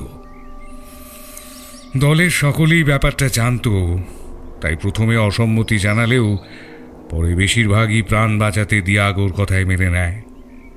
আর যারা মানল না তাদের মেরে জলে ভাসিয়ে দেওয়া হলো। কিন্তু সেবারে হাজার কঠোর হয়েও ডিয়াগো তার লুট করা ধনসম্পদ বাঁচাতে পারেনি। সেই সম্পদের অধিকাংশই তার হাত ছাড়া হয়ে গিয়েছিল, আর এর কারণ ছিল মাদেও। মাদেওই হলো কালো সাহেব, এক অদ্ভুত নায়ক এই মাদেও। তার গোটা জীবনটা কেটে গেল অপরাধী হয়ে, আর মৃত্যুর পরে তার নাম হলো প্রেতাত্মা। মাদেও পর্তুগিজ ছিলেন না, সে ছিল বাঙালি। হ্যাঁ, তার নাম ছিল মাদল ভট্টাচার্য। আমারই এক পূর্বপুরুষ ছিলেন তিনি। আমাদের পরিবারে অনেক পুরনো যুগ থেকেই লেখাপড়ার রেওয়াজ ছিল, তন্ত্র সাধনারও চল ছিল। বহু প্রাচীন পুঁথিপত্র আছে, সবই আমাদের পরিবারের এক একজন পণ্ডিতদের লেখা। আমার ঠাকুরদার নেশা ছিল আমাদের পরিবারের ইতিহাস জড়ো করা। অনেক পুরনো নথিপত্র তিনি একত্রিত করে গিয়েছেন, আর সেগুলোর মধ্যেই প্রাচীন এক নথি থেকে আমি মাদল ভট্টাচার্যের অদ্ভুত জীবনের কথা জানতে পেরেছি। যদিও বিষয়টা কাউকে এখনো জানাইনি। ঠিক করেছি এই মানুষটার পুরো জীবনটা বিস্তারিতভাবে জেনে একটা বই লিখব। আচ্ছা, যাই হোক, মাদল ভট্টাচার্যের জন্ম হয়েছিল আনুমানিক 1672 সালে। জ্ঞান হওয়ার পর থেকেই তিনি ছিলেন ভবঘুরে গোছের। অনেক ছোটবেলায় তিনি গৃহত্যাগী হয়েছিলেন। তারপরে কোথায় গিয়েছিলেন বা কী করেছিলেন সেসবের কোনো নথি নেই। কিন্তু আবার 1696 সালের একটা নথিতে তার উল্লেখ পেয়েছি। সেটা লিখছেন জয়নাথ ভট্টাচার্য, মাদল ভট্টাচার্যের বড় ভাই। সেখানে তিনি লিখছেন অনেক বছর পরে তার আবার ভাই অর্থাৎ মাদল ভট্টাচার্যের সাথে দেখা হয়েছে। সে তখন জলদস্যু, তার রূপ তখন ভয়ঙ্কর, নাম মাদেও ভালভার্দে। তবু জয়নাথের চোখকে ফাঁকি দিতে পারেনি। ভাইকে চেনার পরে কয়েকবার তিনি তাকে ফেরানোর চেষ্টাও যে করেছিলেন সে কথাও লিখেছেন, কিন্তু মাদল বা মাদেও আর ফিরতে চাননি। ইতিমধ্যে ততদিনে স্থানীয়দের মধ্যে দিয়াগো ফার্নান্দেজের আতঙ্ক ছড়িয়ে পড়েছে। তার আতঙ্ক যে শুধু মনিকদের ছিল তা নয়, সেই সাথে স্থানীয়দের উপরেও সে অত্যাচার চালাত, ইচ্ছে মতো ফসল লুট করত। মাদল দাদাকে কথা দিয়েছিলেন সেই অত্যাচার তিনি আর হতে দেবেন না। কাজেও তাই করেছিলেন। আসলে মাদেও ছিলেন তুখোড় মস্তিষ্কের মালিক। সে কিভাবে দস্যু দলের একজন হয়ে উঠেছিল তা না জানলেও এটা অনুমান করতে পারি যে সে তার বুদ্ধির জোরেই দিয়াগোর খাস লোক হয়ে উঠেছিল। এতটাই খাস যে দিয়াগো তার কথায় স্থানীয়দের উপরে অত্যাচার থামিয়ে দিয়েছিল। জয়নাথ এরপর আবার তার ভাইয়ের উল্লেখ করেছেন 1700 সালের শুরুর দিকে। সেখানে তিনি লিখছেন, মাদল এবার নিজে থেকে তার সাথে যোগাযোগ করেছেন। তিনি জানিয়েছেন খুব তাড়াতাড়ি সে আবার ঘরে ফিরবে এবং একই সাথে জলদস্যু দিয়াগোর ভয়ও চিরতরে শেষ করে দেবেন। তার একমাত্র কারণ হচ্ছে দিয়াগোর অত্যাচার। সে নিজের দলের কাউকেও রেহাই দেয় না। এর মানে এই মাদেওই জলদস্যু দিয়াগো ফার্নান্দেজের লুণ্ঠিত সম্পদের অধিকাংশ সরিয়ে নিয়ে যান এবং ওই ঢিবির কোথাও লুকিয়ে ফেলেন, কি তাই তো? একদম ঠিক। সম্পদটা যেহেতু এখনো পাওয়া যায়নি, তার মানে উনি সেটা কোথায় রেখে গেছেন তা কাউকে বলেননি। আচ্ছা, নিজের দাদাকে কেন বললেন না? কারণ সেই সুযোগ মাদল পাননি। কেন? প্রশ্ন করল তুন্না। যামিনীবাবু কিছু বলতে যাচ্ছিলেন, কিন্তু তার আগেই মানিক তীক্ষ্ণ স্বরে বলে উঠল, তার কারণ ক্যাপ্টেন দিয়াগো ফার্নান্দেজ জানতে পেরে গিয়েছিলেন তার খুব কাছের ও বিশ্বস্ত সঙ্গী মাদেও ভালভার্দে তার সাথে বিশ্বাসঘাতকতা করছে। সে দলের বেশ কিছু জনকে নিয়ে লুণ্ঠিত সম্পদের অধিকাংশই সেই সুন্দরবন অঞ্চলের কোথাও একটা লুকিয়ে ফেলছে। ব্যাপারটা জানার পরেই দিয়াগো প্রতিটা বিশ্বাসঘাতককে হত্যা করে এবং অবশেষে মাদেওকেও মেরে ফেলে। তাই তো যামিনীবাবু, ভুল বললাম? যামিনীবাবু বিস্মিত এবং মুগ্ধ চোখে অল্পক্ষণ মানিকের দিকে চেয়ে রইলেন। তারপর বললেন, বাহ, তোমার রিসার্চ তো অসাধারণ। না না না, সেরকম কিছু নয়। এই পুরো কৃতিত্বটাই ইতিহাসবিদ হেনরি ক্যাম্পবেলের। ওনার একটা আর্টিকেল থেকেই আমি পুরো ব্যাপারটা জানতে পারি। হেনরি ক্যাম্পবেল জলদস্যু দিয়াগোর কথা জেনেছিলেন অ্যান্টোনিও আরমান্দোস নামে একটা ব্যক্তির ডায়েরি থেকে। এই অ্যান্টোনিও আরমান্দোস একসময় ক্যাপ্টেন দিয়াগোর কাছে বন্দী ছিলেন। হেনরি ক্যাম্পবেল তার আর্টিকেলে অ্যান্টোনিও আরমান্দোসের ডায়েরির কিছু অংশ উল্লেখ করেছেন। আমার বেশ মনে আছে, একটা জায়গায় লেখা ছিল অ্যান্টোনিও আরমান্দোস লিখছেন, মানে ওই জায়গাটাতে, দিয়াগো তার সবচেয়ে কাছের বন্ধু মাদেওকেও মেরে ফেলেছিল। তারপর থেকেই পাগলের মতো একটা গুপ্তধন খুঁজতে শুরু করেছিল। হ্যাঁ, একদম ঠিক। কিন্তু সেই গুপ্তধন আজও পাওয়া যায়নি। এরপর আরও কিছুক্ষণ ওরা কথা বলল। তারপর যামিনীবাবুকে বিদায় জানিয়ে তার বাড়ি থেকে বেরিয়ে রজতের বাড়ির দিকে এগিয়ে চলল। বাকিরা নিজেদের মধ্যে কথা বললেও মানিক একেবারে চুপ করে গেল। এমনকি বাড়িতে ফিরে দুপুরের খাওয়া সেরেও কারো সাথে কোনো কথা বলল না। সে সোজা নিজের ঘরে গিয়ে দরজায় খিল দিল। সন্ধে বা রাতেও মানিক তেমন একটা কারো সাথে কথা বলল না। একটা গভীর রহস্যের জট তার মাথায় ঘুরপাক খাচ্ছে।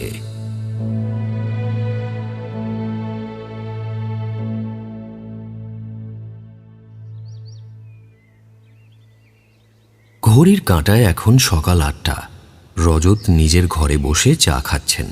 হঠাৎ দরজায় টোকা পড়ল আর বাইরে থেকে ভেসে এলো মানিকের গলা। রজত বাবু, আসতে পারি? হ্যাঁ হ্যাঁ, নিশ্চয়ই। আমি অমিত গুহকে একবার দেখতে চাই। রজত বেশ বিব্রতই হলেন, তার কারণ অমিতের অবস্থা এখন একেবারেই ভালো নয়। লোক দেখলেই চিৎকার করছে, অনেক সময় ফেরোসাসও হয়ে উঠছে। কিন্তু এখন ওর সাথে দেখা করবেন কি করে? মাঝে মধ্যেও এমন ফেরোসাস হয়ে উঠছে যে অ্যাটাকও করছে। কোনো সমস্যা নেই, আমি ওনাকে স্রেফ একবার দেখেই চলে যাব। বেশ, চলুন। রজত মানিককে নিয়ে এগিয়ে গেলেন বাড়ির পেছনের বাগানের দিকে। বাগানে ঢোকার মুখেই একটা দরজাবন্ধ ছোট ঘরের সামনে এসে দাঁড়ালেন তিনি। মানিকও দাঁড়ালো। রজত একবার মানিকের দিকে তাকিয়ে দরজাটা খুললেন। সাথে সাথেই এক ব্যক্তি তেড়ে এলো, কিন্তু তার পায়ে শেকল বাঁধা থাকায় ঘরের বাইরে আসতে পারল না। মানিক দেখল লোকটার জামা প্যান্টে কাদামাটি শুকিয়ে আছে, মাথার চুল উস্কো খুস্কো, আর দুই চোখ ঘোলাটে। আমাকে ছেড়ে দে, ছেড়ে দে, আমাকে ছেড়ে দে, ছেড়ে দে, আমাকে ছেড়ে দে, ছেড়ে দে। তারপর আবার ছুটে ঘরের ভেতরে চলে গেল। মানিকদের দিকে বড় বড় চোখে তাকিয়ে ভয়ে কাঁপতে কাঁপতে বলতে শুরু করলো, কেউ বাঁচবে না, বাঁচবে না, বাঁচবে না, কেউ বাঁচবে না। কালু সাহেবে কাউকে বাঁচতে দেবে না। কেউ বাঁচবে না, কেউ বাঁচবে না, সবাই মরবে, মরবে, সবাই মরবে, মরবে, মরবে। খানিকক্ষণ অমিত গুহর দিকে এক মনে তাকিয়ে দাঁড়িয়ে রইল মানিক। তারপর ধীর গলায় বলল, চলুন রজতবাবু, আমার আর কিছু দেখার নেই। বাড়ির ভেতরে ফিরে রজত জিজ্ঞাসা করলেন, কি বুঝলেন? না, তেমন কিছুই নয়। আচ্ছা, পুলিশ ব্যাপারে কিছু করছে না, তাই না? পুলিশ? এই গ্রামগঞ্জে পুলিশ পাবেন কোথায়? থানা তো অনেক দূরে, আর খবর দিলেও পুলিশ আসতে আসতে দিন কাবার হয়ে যায়। কিন্তু আমাদের একবার কালো সাহেবের ঢিবিতে যেতেই হবে। এটা কোনো একটা ব্যবস্থা করুন প্লিজ। রজত অল্পক্ষণ ভাবলেন, তারপর বললেন, বেশ, ঠিক আছে, আমি দেখছি। তবে রাতের বেলায় কেউ যেতে চাইবে বলে তো মনে হয় না। যেতে হলে ওই দিনের বেলাতেই যেতে হবে। আপাতত তাতেই হবে। আজ কি যাওয়া যায়? দেখছি আমি। যাওয়ার ব্যবস্থা হলো। বেশ কয়েকজনকে বলার পর অতিরিক্ত টাকার লোভে অবশেষে এক মাঝি রাজি হল। তবে সে শর্ত রাখল দুপুরের আগেই ফিরে আসবে। মানিক জানালো তাতে কোনো সমস্যা নেই। ব্রেকফাস্ট সেরে পাঞ্চজন্য রজতের সাথে চলে গেল খেয়াঘাটে। নৌকো ওদের জন্য দাঁড়িয়েই ছিল। ওরা নৌকোয় উঠে পড়ল। অল্পক্ষণের মধ্যেই মূল নদী ছেড়ে একটা সরু খালে ঢুকল নৌকোটা। দুধারের জঙ্গলও একটু একটু করে ঘন হয়ে উঠল। মুহূর্তের মধ্যে পরিবেশ একেবারে বদলে গেল। জলের ছলাৎ ছলাৎ শব্দ ছাড়া আর কোনো শব্দই রইল না। হঠাৎ কেমন গা ছমছমে পরিস্থিতি হয়ে গেল, তাই না? আরো কিছুটা যাওয়ার পরে পরিস্থিতি আরো গুমোট হয়ে উঠবে। সুন্দরবনের জঙ্গলের আসল রূপ তো এটাই। রজতের কথা ফলতে খুব একটা বেশি সময় লাগলো না। আরও কিছুক্ষণের মধ্যেই চারিদিক গভীর নিস্তব্ধতায় ঢেকে গেল। আর কতটা যেতে হবে? এই তো এসেই গেছি প্রায়। আর দুটো বাঁক ঘুরলেই ঢিবিটা দেখা যাবে। দুটো বাঁক ঘুরলে ওরা ঢিবিটা দেখতে পেল। দূর থেকেই বুঝল সেটা খুব একটা বড় নয়, তবে ঘন জঙ্গলে ঢাকা। মাঝি ঢিবির গায়ে নৌকো ঠেকালো। ওরা ঢিবিতে নামতেই মাঝি জানিয়ে দিল সে দুপুরের পর আর এক মুহূর্তের জন্যও দাঁড়াবে না। তার মধ্যে ফিরলে ভালো, নইলে সে একাই ফিরে যাবে। রজত তাকে সাথে যেতে বললে সে সাফ জানিয়ে দিল ওই ঢিবিতে সে পা কিছুতেই রাখবে না। অগত্যা ওরা ছজনই সামনের দিকে এগিয়ে গেল। জঙ্গলের মধ্যে কিছুটা ঢোকার পরই ওরা এক বিভৎস পরিস্থিতির সম্মুখীন হল। বেশ বড় একটা জঙ্গলি ঝোপ পেরোতেই ওরা সুন্দরবন অঞ্চলের রাজার একেবারে সামনাসামনি পড়ে গেল। চিড়িয়াখানায় এর আগে অনেকবারই ওরা রয়্যাল বেঙ্গল টাইগার দেখেছে, কিন্তু এত কাছ থেকে কখনো দেখেনি। সবচেয়ে বড় কথা, চিড়িয়াখানায় বাঘ খাঁচায় থাকে, এখানে সে সম্পূর্ণ মুক্ত, স্বাধীন। বাঘটা একটা ছোট ডোবা থেকে জল খাচ্ছিল। মানিকরা ঝোপটা পার করার আগে পর্যন্ত কোনো আন্দাজও করতে পারেনি। প্রাণীটাকে দেখেই ওরা ছজন একেবারে পাথর হয়ে গেল। শরীরের উজ্জ্বল হলুদ রং আর কালো ডোরাকাটা দাগ কেমন যেন সম্মোহনী ক্ষমতার জোরে ওদেরকে একটু একটু করে আরো নিজের বশে করে নিচ্ছিল। কেউ একটুও নড়বেন না, কপাল ভালো থাকলে এই যাত্রায় আমরা বেঁচে যাব। স্বাভাবিকভাবেই এ কথা শুনে সকলেই একে অপরের আরো কাছাকাছি চলে এলো। নিস্তব্ধ কয়েকটা সেকেন্ড কাটল। বাঘটা জল খাওয়া শেষ করে মাথা তুলল। এবার উল্টো দিকে ছজনের বুকের ঢিপঢিপানি আরো বাড়ল, কিন্তু কেউ নড়ল না। বাঘটা ধীরে ধীরে মুখ ঘোরালো। এবারে জুলজুলে দুই চোখে সোজা তাকালো ওদের দিকে। আরো কয়েকটা সেকেন্ড কাটল। ছজনের প্রত্যেকের নজর সামনের প্রাণীটার ওপর স্থির। প্রাণীটার দৃষ্টিও ওদের ওপর থেকে এক চুল নড়ছে না। সম্ভবত কার ওপর ঝাঁপিয়ে পড়বে সেটাই ও ভাবছে। কিছুক্ষণ চুপচাপ দাঁড়িয়ে থাকার পর বাঘটা মুখ ঘুরিয়ে চলে গেল এবং অল্পক্ষণের মধ্যেই ঘন জঙ্গলের মধ্যে প্রাণীটার উজ্জ্বল রং হারিয়ে গেল। কান খাড়া করে মানিকরা আরও বেশ কিছুক্ষণ চুপচাপ দাঁড়িয়ে রইল। একসময় রজত খুব সাবধানী পায়ে সামনের দিকে এগিয়ে গেলেন। মুখ বাড়িয়ে এদিক ওদিক দেখলেন প্রাণীটা আদৌ চলে গেছে নাকি ঝোপের আড়ালে লুকিয়ে দাঁড়িয়ে আছে সেটা বোঝার চেষ্টা করলেন। নিশ্চিত হওয়ার পর হাঁপ ছেড়ে বাঁচলেন তিনি। আমাদের কপাল দেখছি সত্যি খুব ভালো। তার বলতে একবার যদি ঝাঁপ দিত তাহলে কি যে হতো। কি আর হতো, আমাদের ধরতো না। তোর যা শরীর, তোর ঘাড়েই কামড়টা বসাতো, আমি 100% নিশ্চিত। এই এমন একটা অবস্থাতেও তোর ইয়ার্কি মারতে ইচ্ছে করছে টুয়া? টুয়া আর বাপনের এই খুনসুটি মুহূর্তের মধ্যে ভয়ের আবহ কাটিয়ে দিল। ওরা সকলেই হেসে উঠল। মানিক এবার কিছু একটা দেখে সামনের দিকে এগিয়ে গেল। তাথইও অনুসরণ করল ওকে। একটা ছোট ঝোপের সামনে দাঁড়ালো ওরা। মানিক ঝুঁকে পড়ল ঝোপটার ওপর। তারপর টেনে বের করে আনলো একটা কোদাল। কোদালটা ভালো করে দেখতেই ওর চোখে পড়ল কোদালের ফলায় শুকনো মাটিতে লেগে থাকা রক্তের দাগ। মানিক একবার তাকালো তাথইয়ের দিকে, ওর হাতে কোদালটা দিল। তারপর আবার সামনের দিকে এগিয়ে গেল। দলের বাকিরা এগিয়ে এসে তাথইয়ের হাতে থাকা কোদালটা ভালো করে দেখতে শুরু করলো। এমন সময় মানিকের ডাক ভেসে এলো, একবার এদিকে আয় তো সবাই। সকলে গিয়ে দেখল মানিকের সামনে বেশ কিছুটা জায়গার জঙ্গল কেটে পরিষ্কার করা হয়েছে।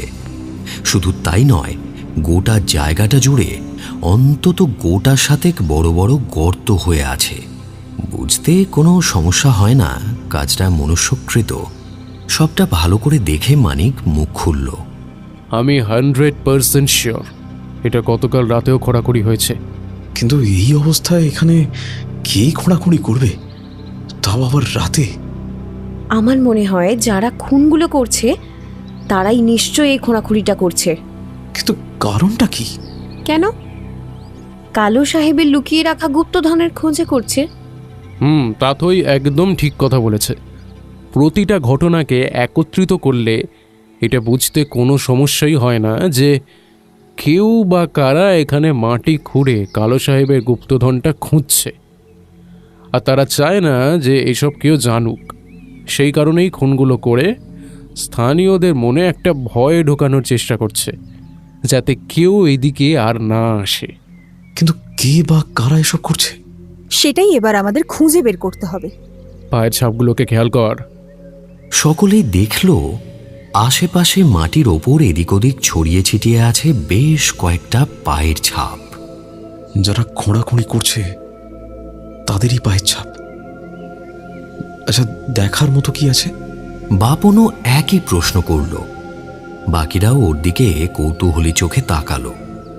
মানিক কিছুক্ষণ পায়ের ছাপগুলোর দিকে এক দৃষ্টে তাকিয়ে থেকে বলল, না, তেমন কিছু না। এনিওয়ে, এখানে আর তেমন কিছু দেখার নেই। চলুন রজতবাবু, এবারে ফেরা যাক। দুপুরও তো হয়ে যায়। মাঝি যদি সত্যিই চলে যায় তাহলে কিন্তু সমস্যায় পড়তে হবে। তবে হ্যাঁ, আমরা এখানে যা দেখলাম সেসব কাউকে বলার কিন্তু কোনো দরকার নেই। হ্যাঁ, ওরা সকলেই সম্মতি জানালো। তারপর ফিরে গেল নৌকোর কাছে। গিয়ে দেখল মাঝি চলে যায়নি, নির্দিষ্ট জায়গাতেই দাঁড়িয়ে আছে। ওরা নৌকোয় উঠে পড়ল। নৌকো সরু খালটা ধরে ফিরতি পথ ধরল।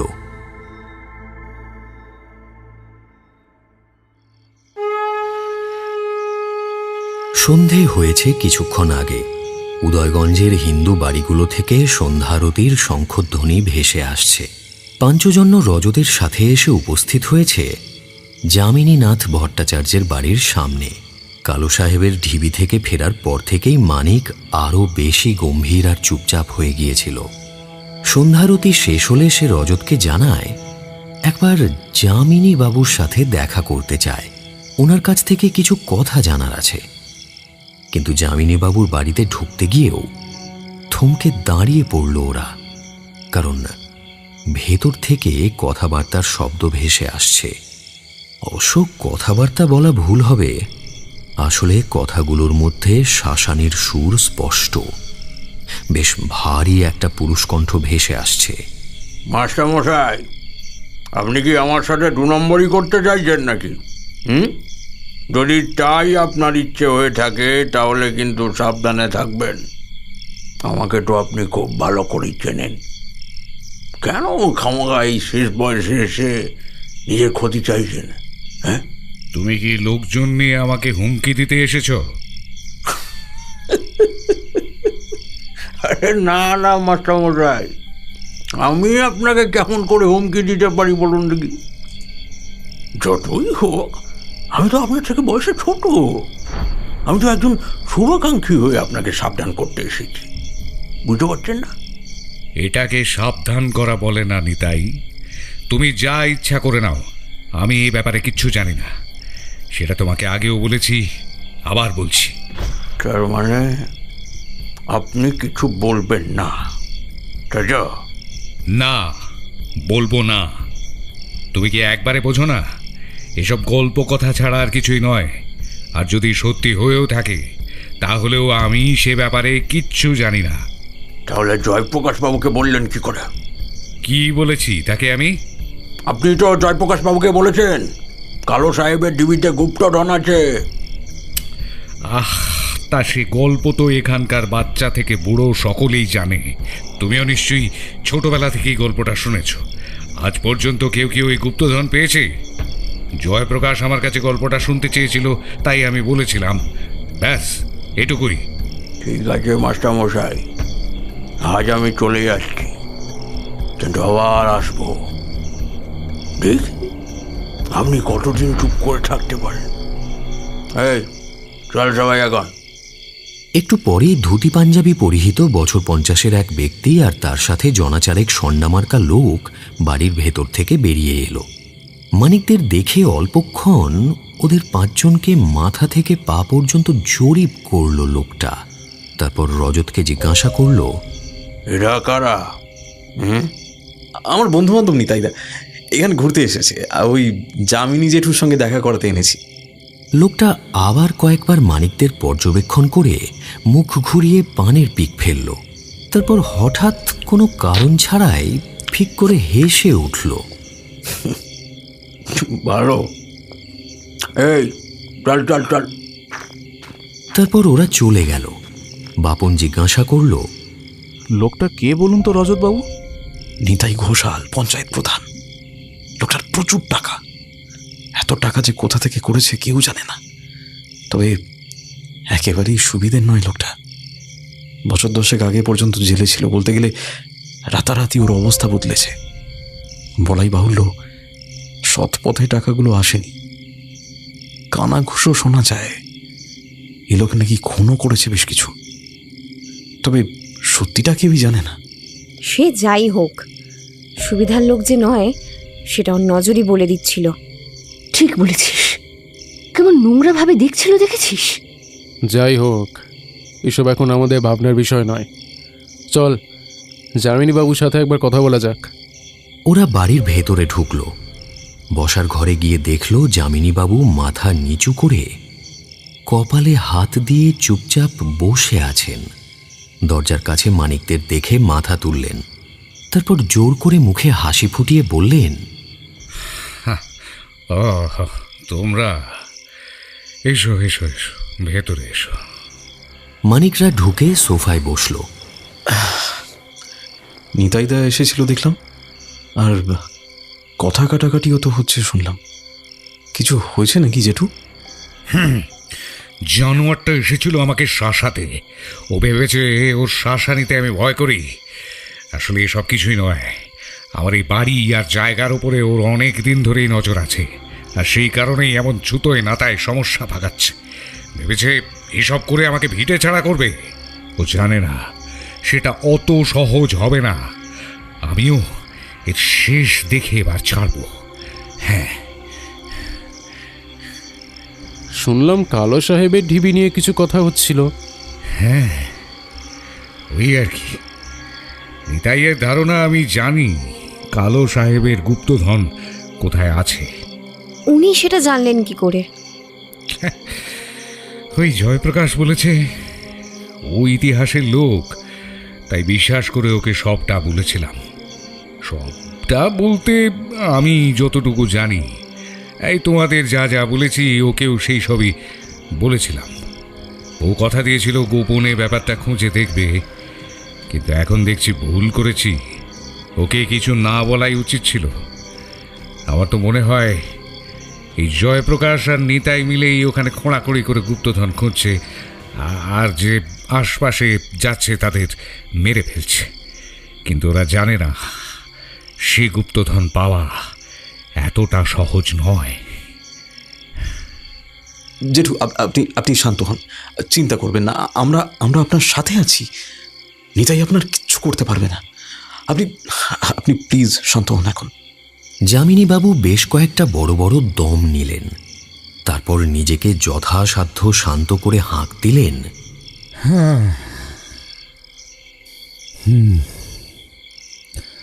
কে আছিস? আমাদের জন্য চা নিয়ে আয় তো। তা তোমরা এই সময়? আপনার সাথে কিছু কথা ছিল। ও বলো। কালো সাহেবের ঢিবিতে যে গুপ্তধন আছে এ বিষয়ে আপনি শিওর?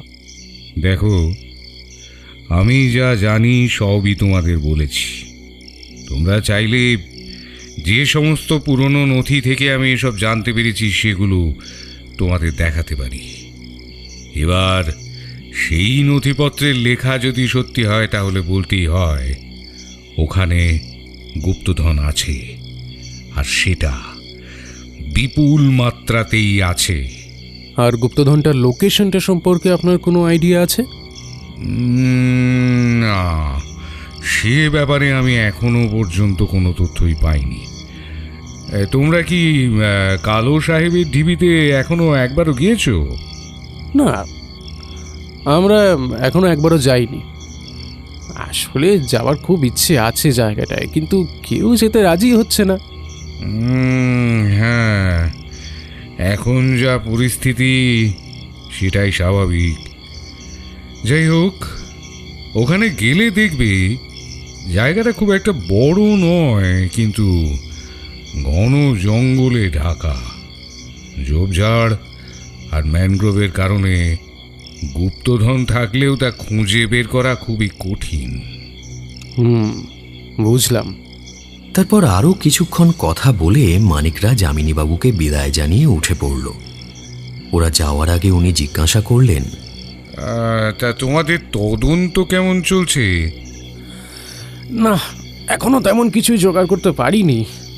আসলে ক্রাইম স্পটটা একবার না দেখতে পারলে কিছুই আন্দাজও করা যাচ্ছে না। তবে আমার ধারণা ওই অঞ্চলে কোনো একটা বেআইনি কারবার চলছে, আর তাই যদি হয় সেক্ষেত্রে একমাত্র পুলিশই কিছু করতে পারে। হ্যাঁ, এখানকার পুলিশ সব করে ফেলবে। নিতাইয়ের টাকায় বেঁচে আছে তো সব কটা। কি ভেবেছ আমি পুলিশকে জানাইনি? সব জানিয়েছি, কিছুই করেনি ওরা। হ্যাঁ, তাহলে তো আর কিছুই বলার নেই। আমরা ভাবছি আর দিন দুয়েক পরে এখান থেকে ফিরে যাব। হ্যাঁ, তোমরাও হাল ছেড়ে দিলে? দেখুন, আমরাও তো নিয়মে বাধা, তাই না? আমাদেরও তো কিছু বাউন্ডারি আছে। হাজার চাইলেও এই সীমা কিন্তু আমরা পেরিয়ে যেতে পারি না। আর আমার ধারণা এখানে পুলিশই পারলে কিছু পারত। ঠিক করেছি কলকাতায় ফিরে গিয়ে সেই ব্যবস্থা করার একটু চেষ্টা করব, ব্যাস। তাই দেখো, তাতে যদি এখানকার মানুষগুলোর একটু সুরাহা হয়। হ্যাঁ, নিশ্চয়ই নিশ্চয়ই। ব্যাপারটা আমি নিজেই দেখব যামিনীবাবু। আচ্ছা, এখন তবে চলি। যাবে? আচ্ছা, এসো তাহলে। যামিনীবাবুর বাড়ি থেকে বেরিয়ে হাঁটতে হাঁটতে মানিক হঠাৎ একটা প্রশ্ন করল। যামিনীবাবুর ডান পাটা সম্ভবত নকল, তাই না? আপনার নজর তো দারুণ তীক্ষ্ণ। হ্যাঁ, যামিনী জেঠুর ডান পাটা কাঠের। জন্ম থেকেই কিন্তু ওনার পাটা এমন নয়, একেবারেই সুস্থ স্বাভাবিক ছিলেন। রিটায়ারমেন্টের বছর চারেক আগে হঠাৎ একটা গাড়ি অ্যাক্সিডেন্টে উনি পাটা হারান। তারপর থেকে ওই নকল পাই ভরসা। ও আচ্ছা। এরপর ওদের আর তেমন কোনো কথা হলো না।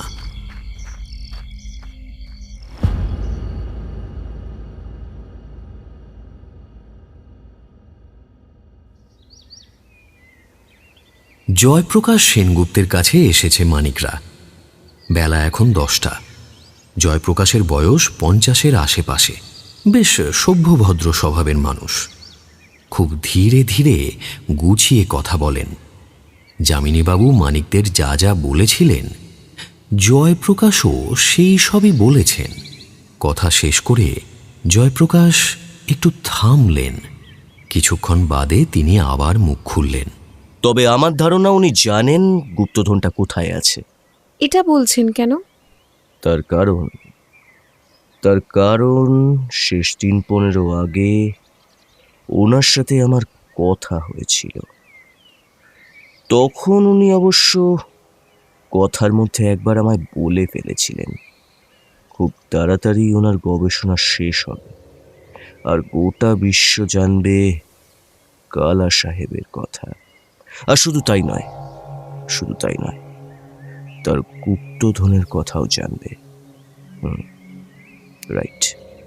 আচ্ছা আচ্ছা, তা আপনাকে তো উনি গুপ্তধনটা গোপনে খুঁজতে বলেছিলেন, তাই না? হ্যাঁ, উনি আমাকে বলেছিলেন। আপনি খোঁজ করেছিলেন? না। কেন? আসলে কি জানো, শুরু থেকেই গল্পটার ওপরে আমার তেমন একটা বিশ্বাস হয়নি।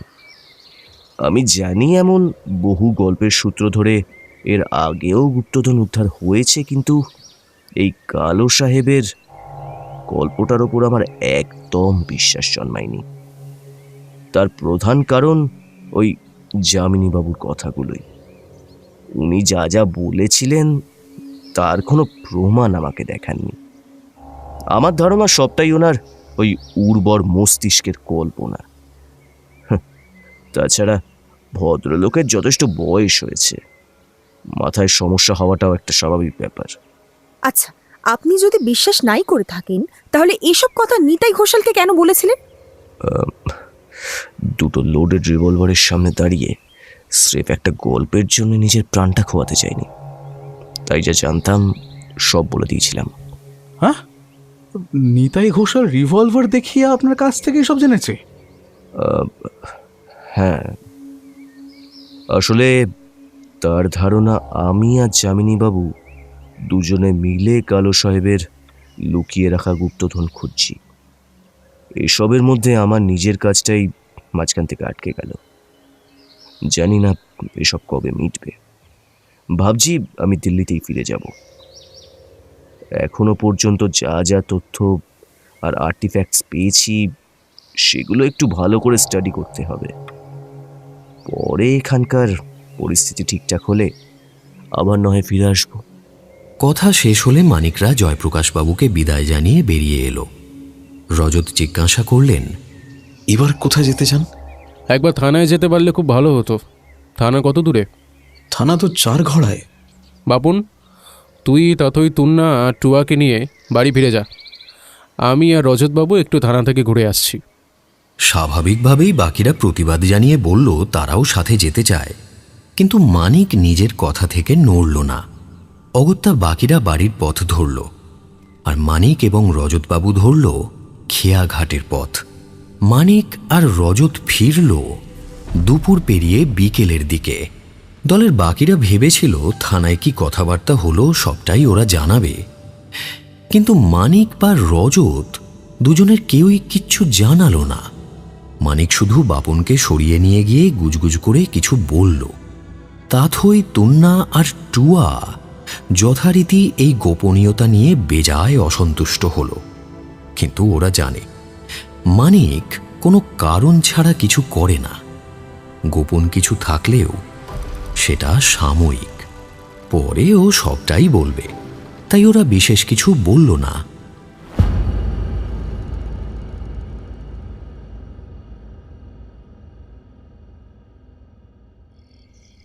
মধ্যরাত, চারিদিকে ঘোর নিস্তব্ধতা।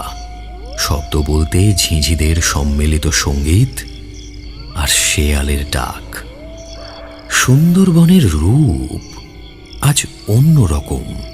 ভরা পূর্ণিমার জ্যোৎস্নায় চারিদিক ভেসে যাচ্ছে। নদীর ছোট ছোট ঢেউয়ের মাথায় চাঁদের মায়াবী আলো চিকচিক করে উঠছে। আলোকবিন্দুগুলো অনেকটা হীরের টুকরোর মতো দেখাচ্ছে। যদিও জঙ্গলের ভেতরে আলো ঢুকতে পারেনি, সেখানে ঘন অন্ধকার। কর্তা তো কই খালাস, এদিকে আসতে তো আমাদেরই হচ্ছে না। যদি সত্যি কালো সাহেবের ভূত আসে তাহলে কি হবে? গণেশ, নাজিম আর আব্দুল তিনজনে আজ এসেছে কালো সাহেবের ঢিবিতে। ওরা তিনজনেই স্থানীয় এবং তিনজনেই প্রেত লোকে ঘোর বিশ্বাসী। এত রাতে এখানে আসার কোনো ইচ্ছেই ওদের ছিল না, কিন্তু আদেশটা দিয়েছে নিতাই ঘোষাল, ওদের কর্তা। তার কথার অবাধ্য হওয়ার ক্ষমতা বা সাহস দুটোর কোনোটাই ওদের নেই। তাই হাজার ভয় থাকলেও ওরা আসতে বাধ্য হয়েছে। নিতাই ঘোষালের আদেশ আছে, আজ সারা রাত ওদের কাটাতে হবে কালো সাহেবের ঢিবিতে, আর সেখানে কি হচ্ছে তার পুঙ্খানুপুঙ্খ বর্ণনা নিয়ে আসতে হবে। এই কথা শোনার পর অনেক সাহস জুগিয়ে গণেশ একবার কর্তাকে বলেছিল, কিন্তু কর্তা সেখানে গেলেই তো মরণ।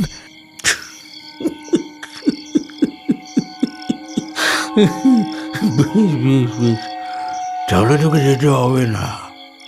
তবে মরণ তো একদিন না একদিন আসবেই বল।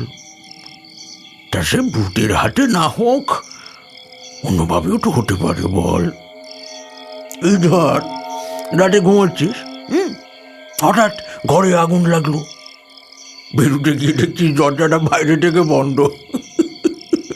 এবার তুই ভেবে দেখ, ছেলে বউ নিয়ে পুড়ে মরবি নাকি ভূতের হাতে মরবি? ভেবে দেখ, ভেবে দেখ। এরপর গণেশ আর কিছু বলতে পারেনি। আব্দুল আর নাজিমও কিছু বলার সাহস দেখাতে পারেনি। গণেশের কথার উত্তরে নাজিম এবার জঙ্গলের অন্ধকারে দাঁড়িয়ে ফিসফিস করে বলল, সবই তো বুঝলুম রে গণেশদা, কিন্তু কর্তার হুকুম ফেলবি কেমনে? রাইতটা অন্য কোথাও কাইটে সকালে ফিরলে হয় নে। ভেবেছিস নাকি তুই গণেশ? কর্তার খামটা তুই জানিস নে? আমরা কি করতেছি, কখন করতেছি, কর্তা সব জানতে পারবেন। আর তারপরে আমাদের কি হবে সেটা একবার ভাব। এসব কথা স্যার, চল এখন, আর সকলের সাথে বন্দুক নিয়ে নিবি। বন বিবির নাম নিয়ে চল, যা হবার দেখা যাবে। এছাড়া ওদের কাছে আর কোনো উপায়ও নেই। নৌকো ঢিবির ওপরে একটা গাছের সাথে বেঁধে তিনজনে তিনটে বন্দুক নিয়ে নেমে পড়ল। ওদের জন্ম এই জঙ্গল এলাকাতেই। ছোটবেলা থেকেই ঘন অন্ধকারের সাথে পরিচিত ওরা, তাই অন্ধকারের মধ্যে দিয়ে এগোতে তেমন একটা সমস্যা হলো না ওদের।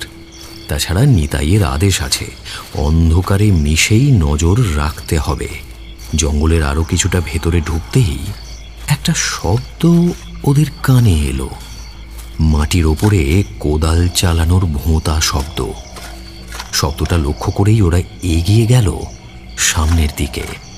আরও কিছুটা এগোলে জঙ্গলের গাছপালার ফাঁক দিয়ে মশালের কম্পিত আলোক রশ্মি দেখতে পেল ওরা। তাইলে কি কর্তার কথাই ঠিক? এখানে কেউ গুপ্তধনী খুঁজতেছে। চুপ, একদম চুপ। এদিকে চল, সামনের দিকে। আর সকলের বন্দুক তৈরি তো? নিজেদের বন্দুকগুলো তৈরি আছে কিনা সেটা একবার ভালো করে দেখে নিল ওরা। তারপর আরও ধীর পায়ে অন্ধকারে গা মিশিয়ে সামনের দিকে এগিয়ে গেল। তারপর একটা বড় ঝোপের আড়ালে গিয়ে দাঁড়ালো। ঝোপ সামান্য সরিয়ে সামনের দিকে দৃষ্টি নিক্ষেপ করল ওরা। ওদের ধারণাই ঠিক, একটাই মশাল জ্বলছে। মশালটা মাটিতে গাঁথা, আর তার ঠিক পাশেই মাটি কোপাচ্ছে একটা কালো ছায়ামূর্তি। ছায়ামূর্তির আকার প্রকাণ্ড, তার মুখ দেখা যাচ্ছে না, কিন্তু তার ছেঁড়া ফাটা ময়লা পুরনো পোশাক আর মাথায় থাকা অদ্ভুত টুপিটা দেখা যাচ্ছে। এই পোশাক একেবারেই স্বাভাবিক নয়। কালু সাহেব, কালু সাহেব। সাথে সাথে ছায়ামূর্তি মাটি কোপানো থামিয়ে পাশে গাঁথা মশালটা ফেলে দিল মাটিতে। সেটা নিভতেই চারিদিক ঘন অন্ধকারে ঢেকে গেল। আব্দুল অন্ধকারের মধ্যেই পরপর দুবার গুলি চালালো। রাতের নিস্তব্ধতা চূর্ণ বিচূর্ণ হয়ে গেল। বন্দুকের গর্জন মিলিয়ে যেতেই আবার নিরেট নিস্তব্ধতা গিলে খেল চারিদিক। তারপর কয়েকটা নিঃশব্দ সেকেন্ড কেটে গেল। কি হলো কত? যাই হোক, এখান থেকে চল কইতেছি। ও কালো সাহেবেরই ভূত নিজের গুপ্তধনের খোঁজ করতেছে। এই চুপ কর গণেশ, ভূত টুত কি চলায়? চল দিকে এগিয়ে চল। বন্দুকের গুলি ভূত কেউ রেয়াত করেনি, চল। আব্দুল বরাবরই সাহসী, আর একটু আগে ও যা দেখেছে তারপরে কোনো কারণে ওর মনে দৃঢ় বিশ্বাস জন্মেছে ব্যাপারটা ভৌতিক মোটেই নয়। ও সামনের দিকে পা বাড়ালো, কিন্তু কয়েক পা এগিয়েই থমকে দাঁড়িয়ে পড়তে বাধ্য হলো। পেছন থেকে ভেসে এলো গণেশের মরণ আর্তনাদ। সে ছিল একদম পেছনে। পেছনে ফিরেই আব্দুল আবার গুলি চালালো।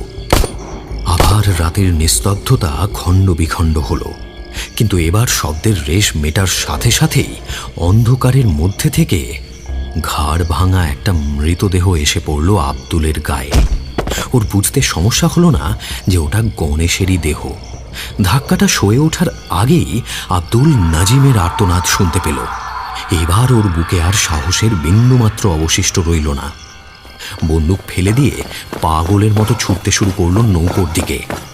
অল্পক্ষণের মধ্যে নৌকোর কাছে পৌঁছেও গেল, কিন্তু নৌকোয় ওঠার ঠিক আগের মুহূর্তে যেন বাতাসে ভেসে ওর সামনে উপস্থিত হলো সেই প্রকাণ্ড অদ্ভুত পোশাকধারী ছায়ামূর্তিটা। এখানে চাঁদের আলো পড়েছে, তাই দৃশ্যটা স্পষ্ট দেখা গেল। ছায়ামূর্তি খপ করে চেপে ধরল আব্দুলের গলা, আর এক হাতে ধরল ওর কোমরটা। তারপর আব্দুলের শরীরটা গাছের ডালের মতো কাঁধের ওপর তুলে নিল। তারপর দুদিকে প্রচণ্ড চাপ দিল। যন্ত্রণায় চিৎকার করে উঠল আব্দুল, কিন্তু সেই চিৎকার কয়েক সেকেন্ডের বেশি স্থায়ী হলো না। ছায়ামূর্তি বেশ জোরে একটা ঝাঁকুনি দিল। সঙ্গে সঙ্গে আব্দুলের সকল চিৎকার, ছটফটানি সব থেমে গেল। আব্দুলের মৃতদেহটা এবার নদীর জলে ফেলে দিয়ে ছায়ামূর্তি আবার জঙ্গলের অন্ধকারে হারিয়ে গেল।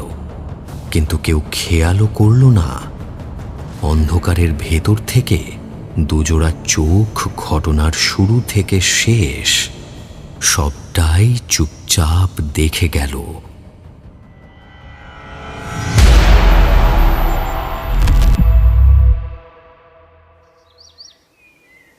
মানিকের ঘরে ঢুকে তাথই, তুন্না আর টুয়া দেখল বাপন আর রজত ইতিমধ্যেই ঘরে উপস্থিত। মানিকের সাথে ওরা কিছু নিয়ে বেশ গম্ভীর মুখে কথা বলছে। ঘরে আরও একজন আছেন। এই ব্যক্তির বয়স রজতেরই মতো, তবে গায়ে পুলিশের উর্দি, বুকের ব্যাজে নাম লেখা জনার্দন মল্লিক। বেলা 11টার দিকে অফিসার মল্লিক এই বাড়িতে এসেছেন, সেটা তাথইটা দেখেছে, কিন্তু কারণটা এখনো আন্দাজ করতে পারেনি। ঘরে ঢুকে তুন্না এবার মানিকের ওপর অভিমান বর্ষণ শুরু করলো। এটা কিন্তু একদম ঠিক হচ্ছে না মানিকদা। তোমরা নিজেদের মধ্যেই সব প্ল্যান করছো, কাজ করছো, আর এদিকে আমি, দিদি আর টুয়া দিকে কিছু বলছো না। আমরা কি জলে ভেসে এসেছি নাকি? আমরাও 5 জন সদস্য, সবটা জানার অধিকার আমাদেরও আছে।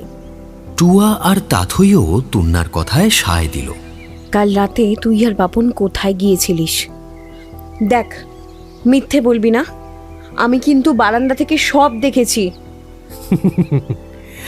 বলবো বলবো, সব বলবো তোদের। এই সবে বাপনকে বলছিলাম তোদের ডেকে আনতে। ভালোই হলো তোরা চলে এলি। বস। তাথই, তুন্না আর টুয়া একে অপরের দিকে তাকিয়ে নিয়ে বসল। মানিক এবার দারুণ গম্ভীর স্বরে কথা বলতে শুরু করলো। খুব ভালো করে প্রত্যেকে শোন। আজ রাতেই আমরা ফাইনাল অ্যাটাকটা করব। ওই কালো সাহেবের ঢিবিতে ঠিক কি হচ্ছে আর কে বা কারা সেই কাজ করছে, সেই সবই এখন আমার কাছে একেবারে ক্লিয়ার। অফিসার মল্লিককেও সব বলা আছে, উনি ঠিক সময় ফোর্স নিয়ে উপস্থিত থাকবেন ওখানে। আমরা ঠিক রাত 12টায় বেরোবো। সকলে তৈরি থাকবি। টুয়া, তোর নান চাকুটা নিয়ে নিবি তো, লাগতে পারে। সে তো নয় নিলাম, কিন্তু কি হচ্ছে আর কারা করছে সেটা আমাদেরও বল। ওই ঢিবিতে কোনো প্রেত খুন করছে না, মানুষই খুন করছে। সেটা তো আমরাও জানি, কিন্তু কে করছে খুনগুলো সেটা সাসপেন্সে থাক না হয়। এতটা অপেক্ষা করলি, আর একটু কর, আজকে রাতেই সবটা ক্লিয়ার হয়ে যাবে। তোমার এই সাসপেন্স বাড়ানোর অভ্যাসটা বাদ দাও এবার। উফ, অস্বস্তিকর। বলো না কারা করছে এসব। নিতাই ঘোষাল কি? আর একটু অপেক্ষা করেই দেখ না। গোয়েন্দা গল্পে দেখিসনি, যবনিকা পতন না হওয়া পর্যন্ত কি সবটা জানা যায়? আর এই সাসপেন্সের পরে যখন সবটা জানবি, দেখবি দারুণ মজা লাগছে। কিন্তু কাল রাতে তোরা কোথায় গিয়েছিলিস সেটা বললি না তো। কালো সাহেবের ঢিবিতে গিয়েছিলাম। বেশি লোক নিয়ে গেলে তো সমস্যা হতো, তাই তোদেরকে কিছুই বলিনি। কিন্তু আজ সকলকেই যেতে হবে, তবে প্রত্যেকে কিন্তু সাবধানে থাকবি। জায়গাটায় যে বাঘ আসে সেটা তো তোরা সকলেই দেখেছিস। এরপর মানিক সকলকে প্ল্যানটা ভালো করে বুঝিয়ে দিল। তারপর অফিসার মল্লিক চলে গেলেন। তিনি চলে যাওয়ার পর টুয়া জিজ্ঞেস করল, যামিনী বাবুজি বলেছিলেন এখানকার পুলিশ তেমন কোনো অ্যাকশন নেয় না, তাহলে হঠাৎ কি হলো? ঠিকই বলেছেন উনি। প্রথমটায় কিছুই করতে চাইছিলেন না, তো 4 ঘোড়ায় গিয়ে দেখলাম মোবাইল নেটওয়ার্কটা ফিরে এসেছে। ফোন করলাম তাথইয়া তুন্নার বাবাকে, কাকুকে বললাম একটু হাই র্যাঙ্কড অফিসারের নাটক করতে। কাকু অসাধারণ অভিনেতা, এ নিয়ে কোনো সন্দেহ নেই।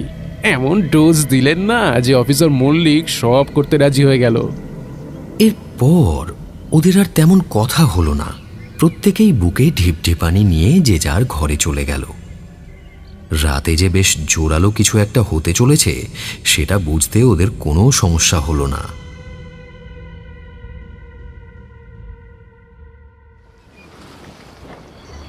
ঘড়ির কাঁটা এখন মধ্যরাতের ঘর পেরিয়েছে। গোটা সুন্দরবন অঞ্চল রাতের শীতলতায় আড়ষ্ট হয়ে গভীর ঘুমের জগতে তলিয়ে আছে, যদিও বন্য শিকারীরা এখন পুরোমাত্রায় সজাগ। নৌকোটা অন্ধকারের মধ্যেই ধীরে ধীরে এসে থামল কালো সাহেবের ঢিবিতে।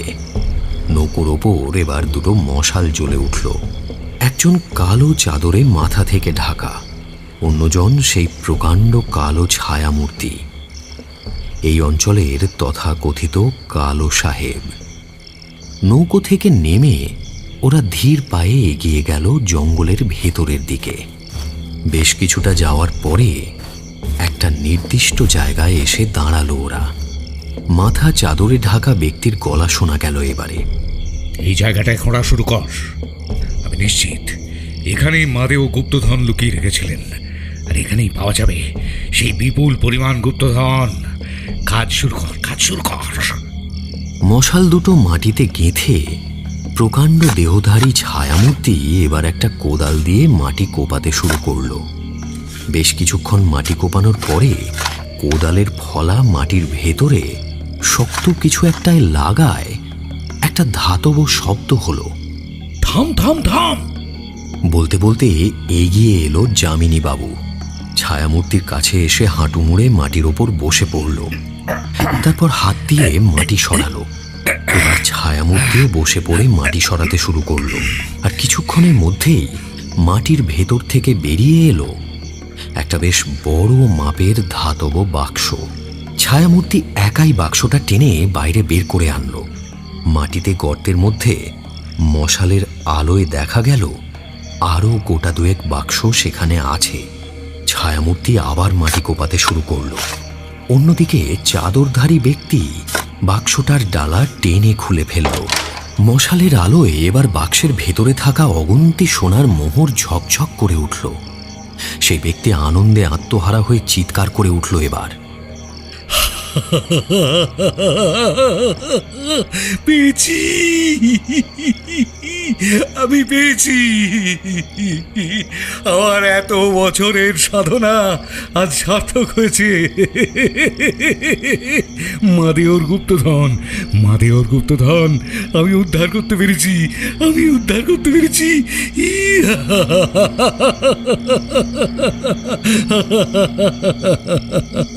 লোকটার কথা শেষ হলো না, তার আগেই গোটা জায়গাটা বেশ অনেকগুলো জোরালো টর্চের আলোয় ভরে উঠল। আর সেই সঙ্গে শোনা গেল মানিকের দৃঢ় কণ্ঠস্বর। আপনাকে সত্যি অভিনন্দন জানাচ্ছি যামিনী বাবু। আপনি যা করেছেন তা সত্যিই তারিফ পাওয়ার যোগ্য, কিন্তু খুনগুলো না করলেই পারতেন। এবার ধীরে ধীরে চাদরে ঢাকা ব্যক্তি আর সেই কালো ছায়ামূর্তিকে ঘিরে ধরল জনাদশেক পুলিশ কর্মী এবং তাদের সাথে পাঞ্চজন্য আর রজত। সকলের মুখ গম্ভীর, শক্ত। হঠাৎ সেই কালো ছায়ামূর্তি গর্জন করে ছুটে গেল পুলিশ কর্মীদের দিকে। পুলিশ কর্মীরা একটু ঘাবড়ে গেলেও পিছিয়ে গেল না, বরং আরো কিছুটা এগিয়ে এলো। কিন্তু কালো দানবটার গায়ের জোর সম্পর্কে তাদের কোনো ধারণাই ছিল না। যুদ্ধ একটা বাঁধল বটে, কিন্তু প্রকাণ্ড দেহধারী কালো ছায়ামূর্তি কিছুক্ষণের মধ্যেই বেশিরভাগ পুলিশ কর্মীকে ঘায়েল করে মাটিতে শুইয়ে ফেলল। একজন কনস্টেবলের গলা এতটাই জোরে চেপে ধরল যে সে বেচারা জ্ঞান হারিয়ে ফেলল। এবার মানিক ছুটে গিয়ে সেই প্রকাণ্ড দেহী ছায়ামূর্তিকে পেছন থেকে জাপটে ধরল। বাপনও গিয়ে ধরল, কিন্তু সেই দানবের শরীরের শক্তি অমানবিক, তাকে ধরে রাখাও অসম্ভব। দুটো ঝটকায় মানিক আর বাপনকে দুদিকে ফেলে দিল সে। তারপর ছুটে গিয়ে টিপে ধরল মানিকের গলা। মানিক নিজেকে ছাড়ানোর চেষ্টা করলো, কিন্তু পারল না। প্রকাণ্ড দেহী এবার মানিকের গলা ধরেই তাকে ওপরের দিকে টেনে তুলল। একসময় মানিকের দু পাও মাটি ছেড়ে শূন্যে উঠে গেল। টুয়া আর বিন্দুমাত্র সময় নষ্ট করল না। ওর নানচাকুটা বের করে কয়েকবার ঘুরিয়ে একেবারে নিখুঁত লক্ষ্যে সেটার প্রচণ্ড একটা ঘা দিল ছায়ামূর্তির ঘাড়ের ঠিক নিচে। আর সাথে সাথে ছায়ামূর্তির বজ্রমুষ্ঠির জোর শিথিল হয়ে গেল। মানিককে ছেড়ে কয়েকবার টাল খেয়ে সে মাটির ওপর চিত হয়ে পড়ে গেল। যামিনীবাবু এবার চিৎকার করে উঠলেন, ভোলা! মানিক নিজের গলায় হাত বোলাতে বোলাতে কাশতে কাশতে উঠে দাঁড়ালো।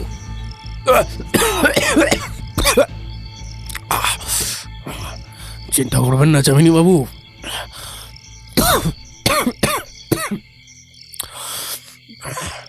আপনার চাকরে তেমন কিছু হয়নি, সে শুধু অজ্ঞান হয়ে গেছে। কিন্তু টুয়া যদি কাজটা না করতো তাহলে হয়তো আমার ঘাটটা ভেঙে দিত, যেমন বাকিদের দিয়েছিল। কি ঠিক বলছি তো যামিনী বাবু? যামিনী বাবু মাথা নিচু করে বসে রইলেন। রজত জিজ্ঞাসা করলেন, কিন্তু যামিনী জেঠু হঠাৎ কেন এমন করলেন? আর আপনি বা জানলেন কেমন করে যে এসব ওনারই কাজ?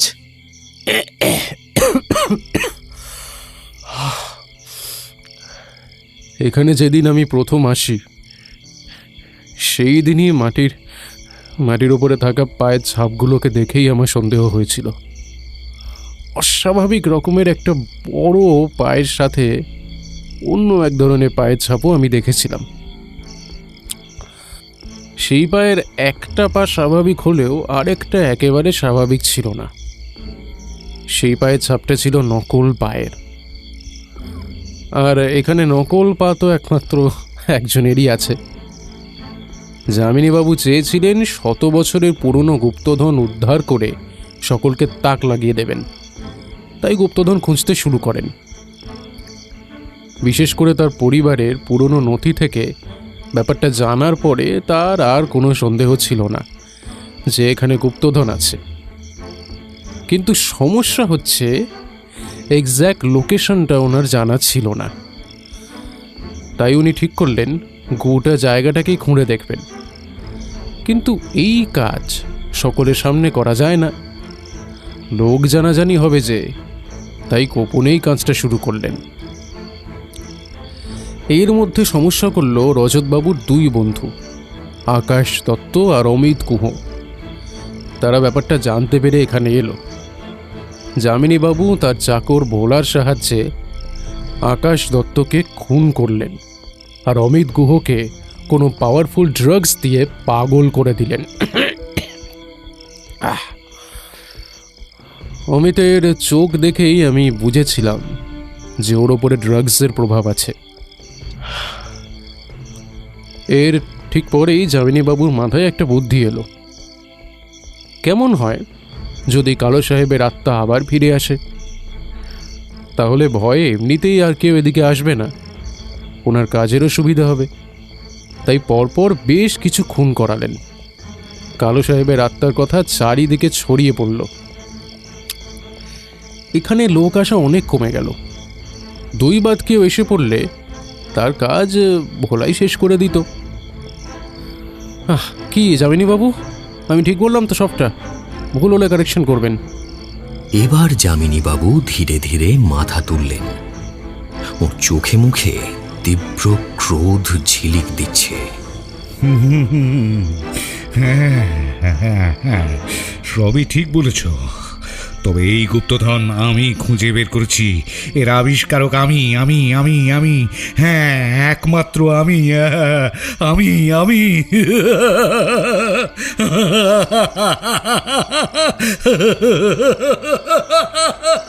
আপনি তো একদমই ঠিক বলেছেন, কিন্তু যে অপরাধ আপনারা করেছেন তার তো কোনো ক্ষমা নেই। এবার একটা কথা বলুন তো, এই ভোলাকে আপনি আনলেন কোথা থেকে? ভোলা আমার সাথে কলকাতাতেই থাকতো, আমার কাছে কাজ করতো। রিটায়ার করার পরে যখন এখানে এলাম তখন ওকেও সাথে করে এনেছিলাম। তোমরা নাক না গলালে আমার কাজও মিটে যেত। অফিসার মল্লিক ইশারা করলেন। 2 কনস্টেবল এসে যামিনীবাবুকে হাতকড়া পরিয়ে নিয়ে গেল। তারপর 5 কনস্টেবল এসে টেনে তুলল ভোলাকে। তারপর তাকে নিয়ে চলে গেল। অফিসার মল্লিক মানিকের সাথে হ্যান্ডশেক করে বললেন, সত্যি আপনারা না থাকলে এই রহস্যের সমাধান হতো না। কিন্তু এখন এই গুপ্তধনের কি করি বলুন তো? এগুলো উদ্ধার করে এএসআই এর কাছে পাঠানোর ব্যবস্থা করুন।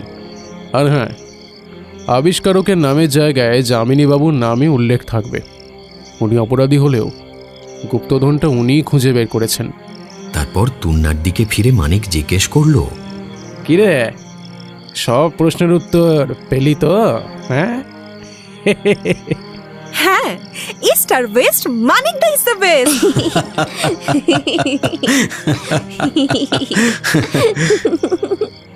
ওরা সকলে হাসতে হাসতে এবার পুলিশের লঞ্চটার দিকে এগিয়ে চলল।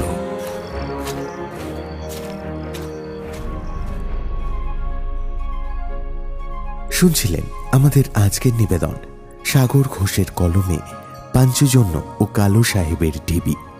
সুন্দরবনের অন্ধকার জঙ্গল, বহু বছরের লোককথা আর একের পর এক রহস্যময় ঘটনার জাল, সব কিছুর মধ্যে দিয়ে পাঞ্চজন্যর এই অভিযান আজ এখানেই ইতি। কিন্তু প্রতিটি রহস্যের মতোই এই যাত্রাও আমাদের মনে করিয়ে দেয় অনেক সময় ভয়ের আড়ালে লুকিয়ে থাকে সত্য, আর সত্যের আড়ালেও আরও গভীর রহস্য। গল্পটি যদি ভালো লেগে থাকে তাহলে অবশ্যই লাইক করুন, শেয়ার করুন এবং আমাদের চ্যানেলটি সাবস্ক্রাইব করতে ভুলবেন না। আপনি যদি স্পটিফাইতে আমাদের গল্প শুনছেন তাহলে অবশ্যই আমাদের ফলো করুন আরও নতুন নতুন গল্প শুনতে।